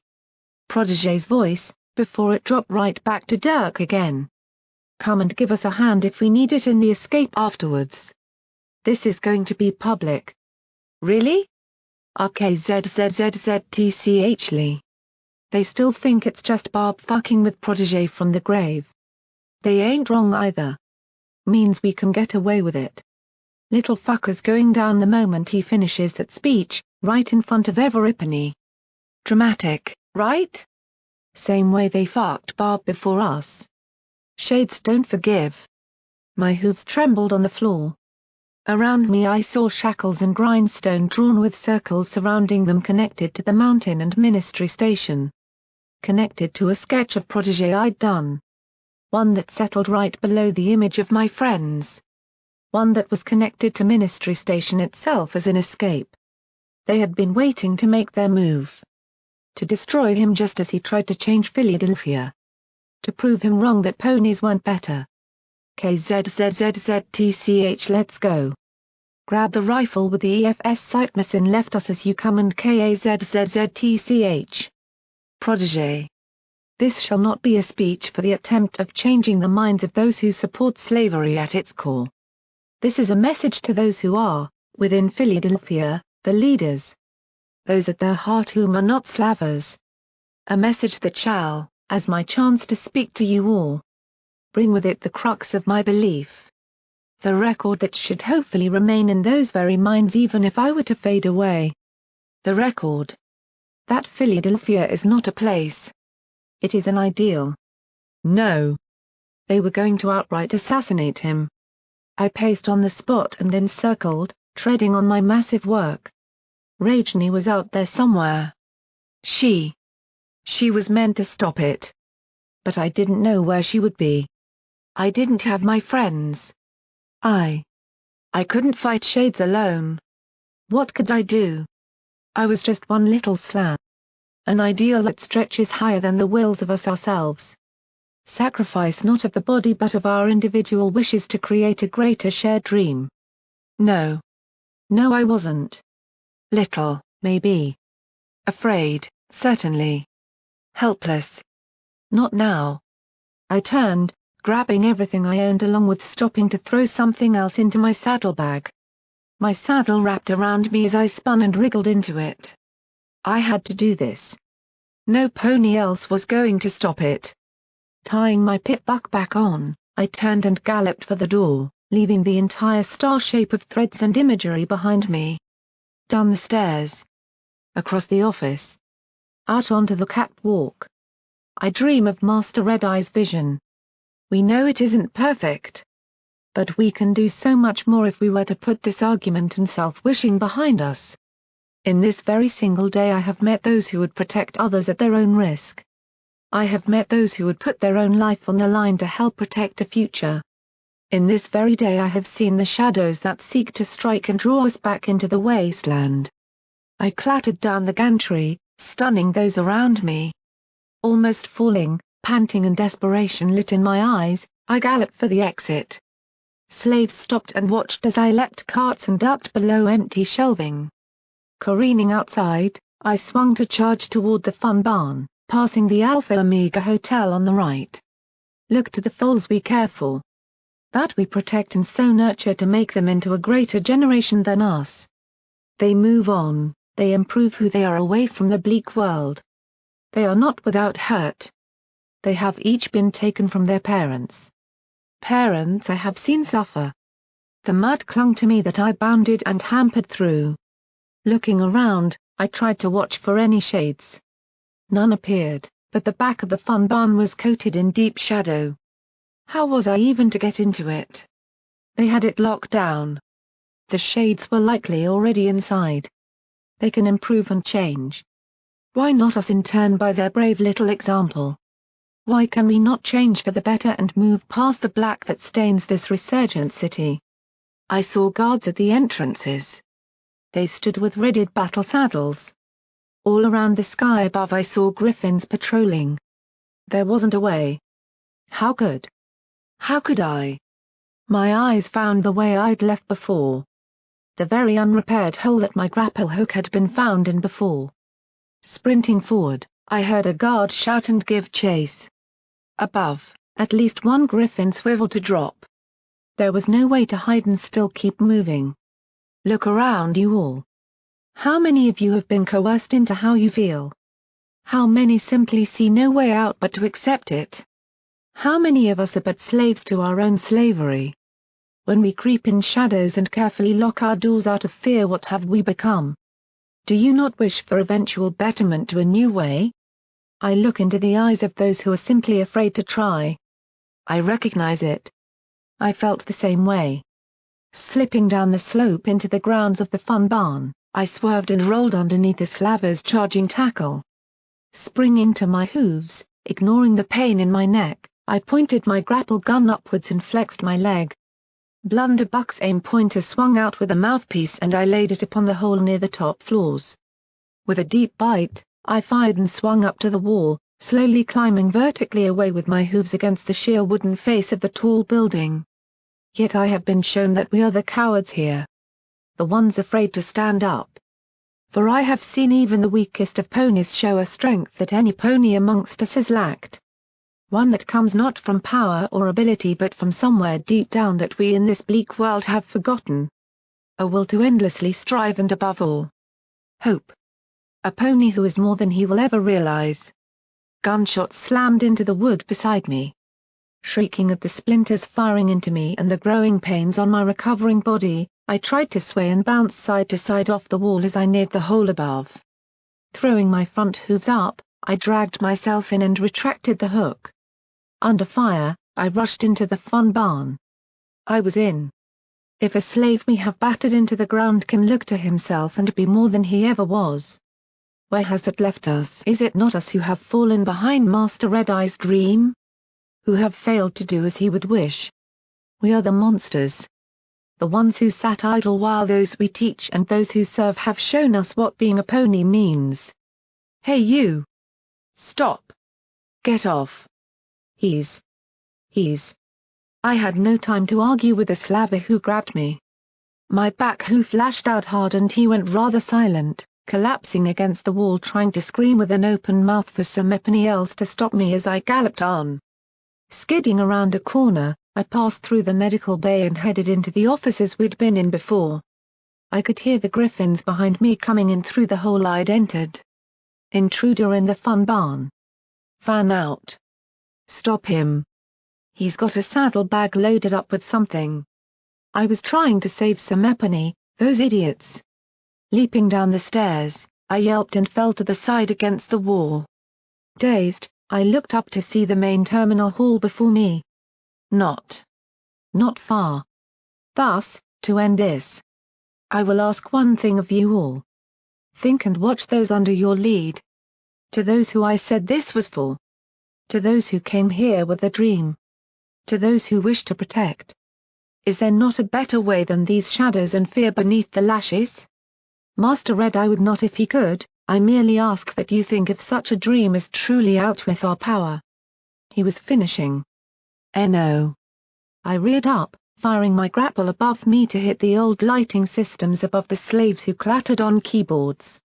Clenching my teeth on the trigger, I leapt from the stairs and swung over the terminal floor entirely, shocking many of the slavers to not even reach out through sheer surprise. Not all. Even as I dropped and hit the floor, they were on me. 3 slavers rushed me and piled atop. I squirmed and I fought. I bit, I used the hooks of my hook and my legs bucked out. I'd never beat them. But the little jabbing attacks bought me room to wriggle free. Reaching into my saddlebag, I threw the bag of nails I'd stolen earlier behind me and ran on. An old trick, but it gave me just a space I needed. The doors were ahead. I leave this decision to you all now.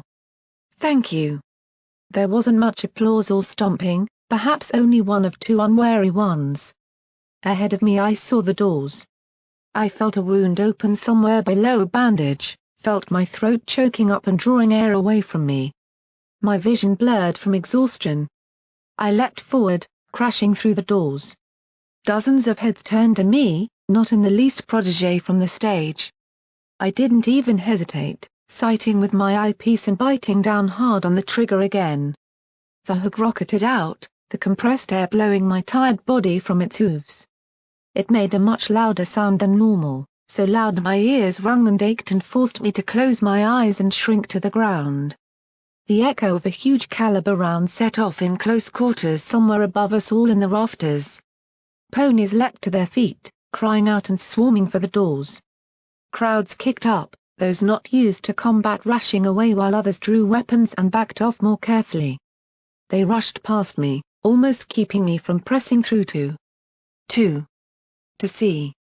Upon the stage, I saw Protégé simply lying on his side. Behind him, Old Grizzly pulled a guard's rifle from him and unleashed the full magazine into the rafters. I heard the sound of something metal dropping up there, before being bowled over by Wormtail sprinting with a panicked look from the room at the gunfire. Grizzly reloaded, spraying fire into the assassin's area while I sprinted to Protégé. No. No. Please don't be. I heard him groan in pain, before stirring and sitting up. The relief that came through me as I saw him mostly unhurt but for a bleeding wound on his cheek where my grapple hook had struck his face and knocked him out of the line of fire. Merc? What are? I just.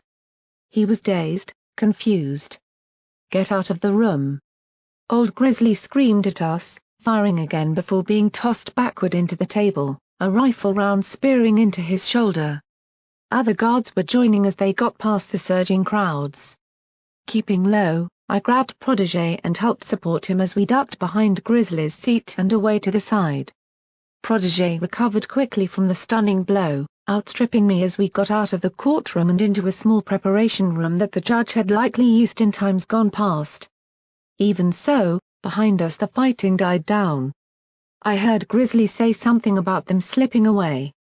I turned back to Protégé, finding him sitting loading his revolver. I heard them on the radio, saying they were going to. I can gather. Now come on.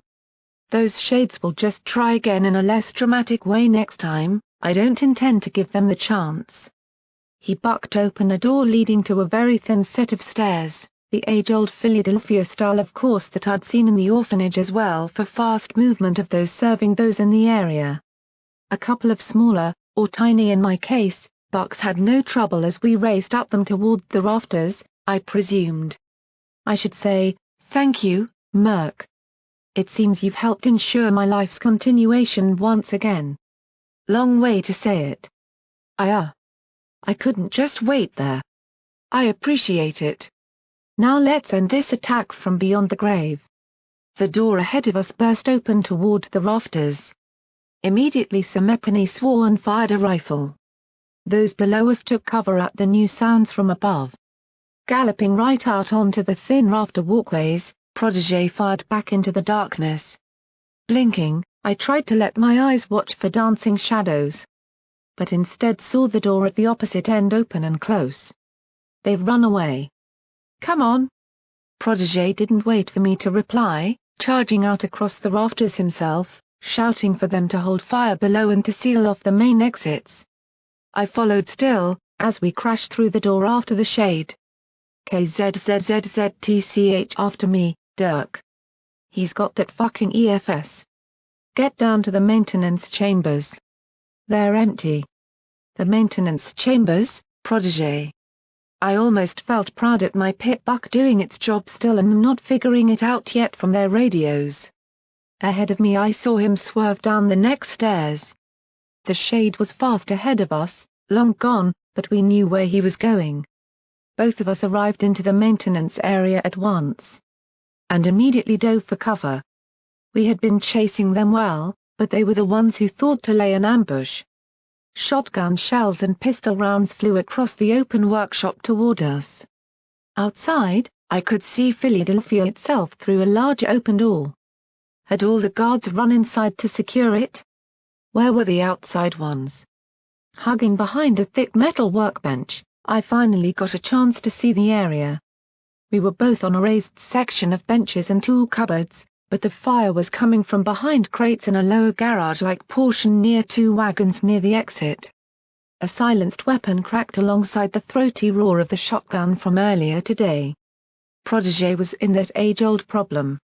He only had one gun against their two and maybe even three. He could hardly outflank them. Already, I could hear Semepany moving to the side, seeking to get around us. The thought of one advancing and mercilessly firing with no way to hide was sickeningly haunting. Thankfully, Protégé was not going to wait for that. Looking above them, he aimed to the roof and fired twice. An already wrecked air duct pinged free from its rusted housings, dropping directly on top of their position. Under a deafening crash it obliterated the crate they hid behind and forced two blurry shapes out in the open. Protégé was waiting. Charging out, he galloped forward and shot at the first as they landed from their dodge. The shots went wide or warped around the frantically blurring and shifting shadow magic user. The telltale click sounded. Protégé was out of rounds. Game over, Cold Cuddler. Really? I only saw his horn glow for a second from my hiding spot, before screaming myself as a loud bang assaulted my ears and drove me into blindness from a flare of white light.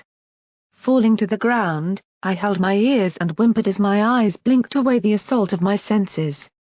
I heard the raiders screaming too, before one cried aloud when I heard Protégé reload and fire once again. Still dazed, I could see him and the second raider exchanging new fire, the shade struggling to see clearly just as I was. Padding hooves sounded to my right and I ran forward to avoid being caught out. Sticking to the far side of the room, I dove in beside Protégé again, screaming as rounds from the shade that had flanked behind us opened fire from the shadows. "Are you all right?" Protégé dragged me into cover, hearing me shouting. I'm not shot. Oh goddesses! Why had I come into this firefight? I didn't know you could do a spell like that. Stun flare spell. You get a lot of time to read when you're in bed for as long as I was. He tried to grin a little, but it was still tinged with worry. We'd really bitten off more than we could chew here. At least two other shades were creeping around our cover and I knew Protégé had to be running low on ammo after the chase this morning as well. I was rather hoping the guards would have caught up by now. Can't help but feel Shackles is up to something again. Protégé muttered, firing off a shot to drive one moving shadow back into cover. I can help. I think. Right now, Murk. I don't think you have a choice. They won't let us run. I saw one of them carrying an EFS scope though, you can't sneak around them. Yes I can. I opened my saddle bag, revealing the little EFS blocker device I'd lifted from the attic. Nervously grinning, I nodded I'd try to help. Good thinking, just don't try to run out of cover. He was right. If we tried to flee, they'd only gun us down as we went. I'd have to play my part here. Stay strong, Murky. Sundial managed to do it. You can too. All right.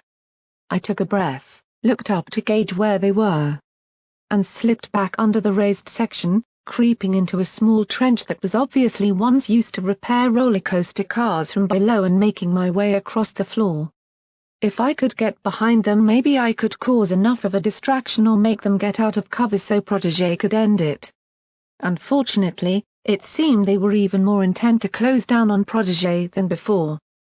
Above me, I heard their hooves tapping lightly on the ground moving forward. They weren't Barb. I could outhear them. Maybe even outsneak one. Creeping around their position, I watched the pair of them firing at the increasingly devastated cover Protégé kept himself behind. Just a pity I didn't have Rarity's Grace with me. Go, Dirk. He's pinned, you've got time. One of the shades rushed out of cover. I could hear Protégé struggling to reload his revolver in time. Only 6 rounds was a huge disadvantage to the weapons they had. Dirk galloped forward, that shotgun raised to point over and tried to kill Protégé. Biting hard on my mouthpiece, the grapple hook shot across the ground in front of Dirk. Swearing loudly, the raider tripped over it, slamming into the ground. Protégé leapt up, his revolver pumping shots into the stricken shade, who only had time for one howl of pain before the third shot slapped into his face and sprayed me with red droplets. Squirming away from the mess, I almost fell into the trench as my grapple hook wound its way across the floor to retract. Then it stopped. Looking up, I saw the third shade had stepped on it, holding the wire taut and stopping it retracting while his magic aimed the silenced pistol toward Protégé. Too eager, study boy. You're good. But you're not that good. I started forward, maybe I could. The pistol swung and pointed at me for just a second enough to make me stop, before catching Protégé again as he made to rearm his own weapon. Ah. Ah. Ah. You've killed enough of us now, cold cuddler. You harmed us, harmed our leader. Now you're going to die screaming, lacking all that pride you like to think you have. Oh yes. You are. The female voice came from above, a much larger shape dropping directly down onto the shade. I saw feathers fly and talons glint in the dull light as Rajni landed right on top of him. A squelch of punctured flesh popped into my ears. You and your little gang, I've been trying to track you down all afternoon. Fuck you, bird. Rajni twisted, her claws on those hind legs digging, and I could see she was holding him down by the neck, one of her hind legs pressing right down upon it while her talons grasped her hard-shot rifle. Fuck you, Raider. You took my wings. Stripped me of flying with my brothers and sisters forever. Ugh. And ain't we proud to hear it fucking hurts, huh? Ugh. The butt of her gun struck his forehead. Oh, you get to hear me say that because I want you to know it. Go on, fucking kill me then. No. Beside me, Protégé trotted across rather breathlessly and nursing a small wound to his front leg. His neck bandages seemed to be bleeding too. Two of us were a wreck, really. Rajni, he spoke, just end it. He doesn't fucking deserve a simple death. Below her leg pinning him, I could see the shade's magic flaring and bubbling over his outline, clearly trying to build up power for a blink spell again. You think your magic will save you? That's all you have going for you, you cowards. I'll bet those spells are pretty much permanent when you activate them, a part of you. Something that matters more than any. To let you weaklings sneak and steal. Ever wonder what happens if that were to be stripped from you? Her rifle barrel shifted upwards away from between the shade's dark eyes. I saw his gang-like pride beginning to waver. It was pointing at his horn. You want to feel the pain you put me in? To know you'll never do it again? And no. Kill me. Just kill me, you wingless coward. Do it. Just shoot me between the eyes. No. Her rifle cracked. Never. Never in my life. Had I heard a pony scream in that way? I actually felt faint, staggering to the side to throw up and cover my ears. I heard the spark of magic like whenever corals failed, yet sharper and more painful. I heard Somepani wriggling in agony. The sound he made. Rajni. Protégé grimaced, moving up behind her. End this. This isn't how we work. It isn't how you work. An eye for an eye with the talons. He can bleed to death through that capillary and trauma in his horn. It'll only take a few minutes. She had spun off the shade, who rolled, squealing on the ground and trying to hold his hooves over a malfunctioning, shattered and bleeding horn that I couldn't even see. Nor wanted to. Rajni stood with her talons balled up into fists between him and Protégé. Revenge is revenge. It isn't pretty, but that's how it just fucking works. He's getting what he deserves. I saw him laughing at me when that hammer fell. Just leave him. Rajni wanted past Protégé. I watched her go, with a grim look on her face. She didn't look satisfied. Just black and void of emotion. A few seconds after, I heard Protégé's revolver fire. And finally the scream silenced. She spun, facing him eye to eye. They said nothing for a few seconds, but I could see the conflict there. Her revenge against his morals. I watched you kill a pony in cold blood for betraying Somepani you care about, sir. I wasn't causing them suffering for petty childish revenge, Rajni. He was unarmed. So what makes you any better than what you preach? Because I believe we can all do better than the mistakes we've made. Protégé bit back, leaning toward her. I'm not the same pony I was then. I'm looking at this with wider eyes now. Or less blind eyes, but you're just falling back into that naive little shell of a pony you once were, only with power to actually think you can make a difference now. That your professional opinion to your charge? The one that watches you make enemies that try to kill you. A third voice broke in. only because my dear protégé is more of an idealist to what I have taught him than I think he truly knows." The arguing pair fell silent, as did my own thoughts. I'd hung by the wayside, not party to this debate of position and test of trust beyond contract. The voice came from behind me, from outside the fun barn's main exit, with an easy grace and dominant power within it.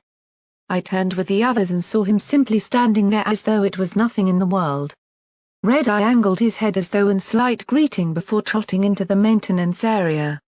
Yet even as I watched him, his movements seemed a little more sluggish than normal. I could see a heavy darkness under his one organic eye. I highly encourage debate amongst my leaders, but I must say this has been a rather extreme set of circumstances. Red Eye almost seemed to smirk at the whole situation as he carefully trotted around one of the Shade's corpses from earlier. I had hoped this would resolve itself without my needing to be here. My. Rajni backed off, falling silent and bowing her head with a talon clenched over the same symbol on her armor. I simply stood shivering and trying not to attract his gaze. Where had he even come from? By his side I could see that cybernetic canine, Winter, prowling around and glaring at me as though I was some sort of squeak toy. Protégé meanwhile quickly cantered forward on shaking legs from the come-down after combat. "Master Red Eye, I have much to tell you. If you would give me 1 hour to discuss with you and—" Red Eye held up a hoof. "There is much work to be done, my student. Unity nears and my presence is required soon. I cannot stop for matters, I'm afraid. Not even for sleep." He bid us forward, moving out of the bay and away from the corpses. Upon a bandstand of the fun farm next to the barn he stopped and sat upon one of the older wooden benches. Then he did something I never thought I would see in the authoritative figure that controlled this city and my life. He sighed and held his head on one hoof, rubbing his eye with weariness. Sitting down across from him, I saw Protégé move forward in concern. "I am tired, Protégé." Red Eye lifted his head back up, smiling to his student. "It's been 3 days since I have last slept and yet there is more to do before I can truly rest. The wasteland is changing and I must move with it lest we fall behind or be caught unprepared. It had been my hope this election might conduct itself independently, but I would imagine there is more to this than simply the revenge of raiders. Tell me quickly, what happened?" Protégé looked ready to say a dozen words at once, but gradually caught his breath, stood before his master and spoke at length of the mal and of the things I had passed on to him. "However, master, it is more than a simple petty squabble. They have been seeking to acquire secrets from the past. Murky here has confirmed this to me from eavesdropping on their meetings. Aurora Star's work, from the Ministry? They seek her underground station and her mountain retreat.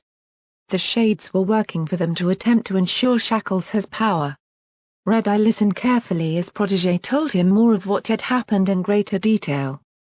I couldn't help but notice Rajni had slunk off during the talk. I sat nearby on the bench, trying to edge further away from Winter, who seemed intent on nuzzling my side curiously. "I hated dogs. I can see that they clearly are." Red Eye nodded, turning to me and beckoning me forward with a lazily waved hoof. I simply hopped up and trotted forward to find him looking at the EFS blocker sticking out of my saddlebag.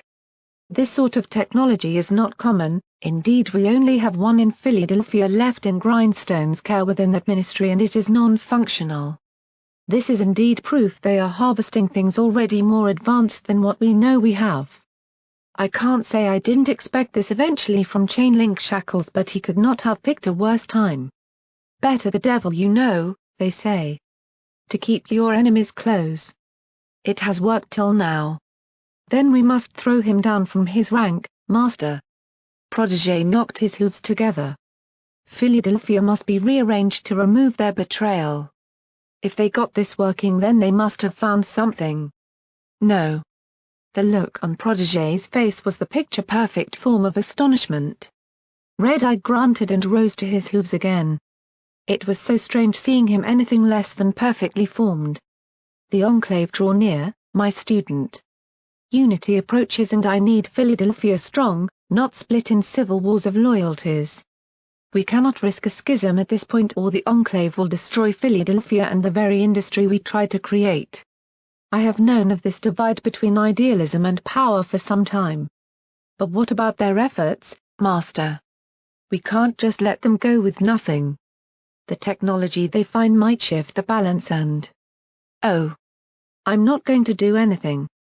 He smiled. Because that's what I want you to do. I can trust you, my faithful student. You must go forth.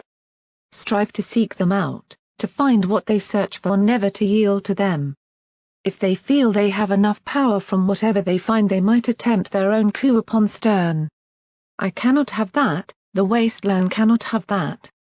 Aurora Star has some projects that were important enough that they were taken into a stable and protected even against its inhabitants, Master. Murk has confirmed this. If they were to use this in some sort of arms race for power, it would undo what Philadelphia has become, Master. Yes, it would. Red-Eye nodded, an odd look in his eyes. Far off and pained. He had seen what Philly was before his changes. This is awkward timing. We cannot face them directly for fear of a schism, yet we must face them in the shadows to prevent one. After all, you already have a companion to be proud of with dear Murky here. I gave you my blessing for this, protégé. Do this quietly. I felt myself oddly blush at a compliment from Red-Eye himself as he looked across. If they go to the mountains, then you must go there too. Find whatever secrets lie there and bring them home to Stern. I have every faith in you, protégé. This is, in a way, what I have taught you to eventually do. To be my extension when the needs must be. I realize there are conflicts within, but unity will end that, and if not, Stern will always be there to lead this city as a backup. She is younger than Shackles after all. He smirked. This, however, is your task leading to a hopeful succession of Stern's rule and future. Then you're not coming, Master? He hesitated, then slowly shook his head. Overhead I heard several alicorns before they gracefully landed alongside a griffin-pulled chariot off the side of the bandstand. Slavers piling into the area to secure it after the event were giving us all a very wide berth. I depart Philadelphia for the cathedral and unity this very hour. Protégé. One way or the other, I shall not be returning as I am it. It does fill me with regret that this is likely the last I shall see of you in this time.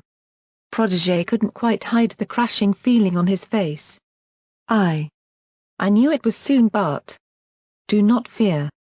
You have been every inch the student I could have wished for since that day I helped pull you from the muddy pits of slavery. It has been a worthy pleasure to watch you grow, learn and become the stallion you are today. Look forward with pride. Th. Thank you, Master.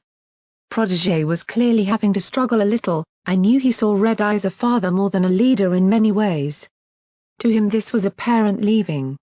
He trotted behind Red-Eye on his way to the chariot, as though trying to lengthen the time spent with him. Somehow, I couldn't shake the feeling of how I was taken from my mother in my head. Remember our dream, protégé. You aren't the student anymore. Go forth as who you are and what I have taught you to believe in, a new Equestria. A new world for all of us. I will, Master. I will. Good luck, then. And goodbye. The griffins took the command from a sharp rap on the chariot's edge. The intimidating alicorns beat their wings, rising up alongside it. Protégé stood watching his master disappear into the sky. Disappearing to lands beyond across the wastes. He stood there for some time. Eventually, I approached him. Protégé? I am.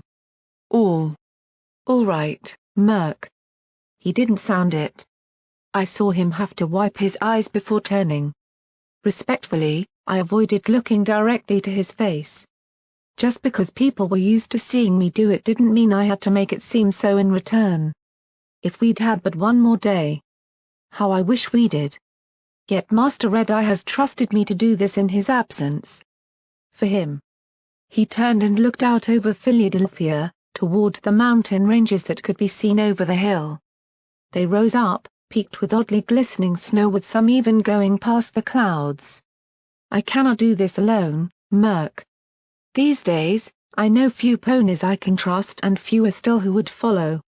My foes have sworn guards, multiple masters, an armory and official backing with an expedition to those mountains. What have I? A few rounds left for my revolver and an EFSI piece. Gulping, I stepped forward. Why you have me? Protégé actually smirked. Of course. I knew I could count on you, but we may need a larger group than just us two to go against them, Merc. I bit my lip, before thinking and biting my lip. Well. There are some who would follow us. My friends. I saw the smile spread across his face. You know where they are? Yes. In the metro. Down where, they're trying to find the station. Protégé nodded slowly, then clapped my back gently. Then let us creaky injured bucks go get a healing potion, a few hours recovery and something to eat at last. After that. He glanced out over Philadelphia, seeing the lines of masters and overseers trotting out. I could see those recognizable figures within leading their supporting mass away. We're going back into the shadows. If I have to break free workers from those masters against us to help stop him, I will. I will not break his trust. We're going to rescue your friends, Merc. He smiled and turned to canter at speed back to the logistics hub. I followed, casting only a brief glance back to those slavers again and seeing the back of Shackle's head moving toward the metro. Just hold on down there, my friends. We're coming. Footnote, perk attained. Low hoof, rank 2. Just when they thought it couldn't get worse, you're turning a nasty little cheap shot into an acquired skill that you actively turn to and try to be good at with an idea on precisely where to strike hard. Instead of stunning, your chance to critical hit will now paralyze the target for a brief time. Ouch!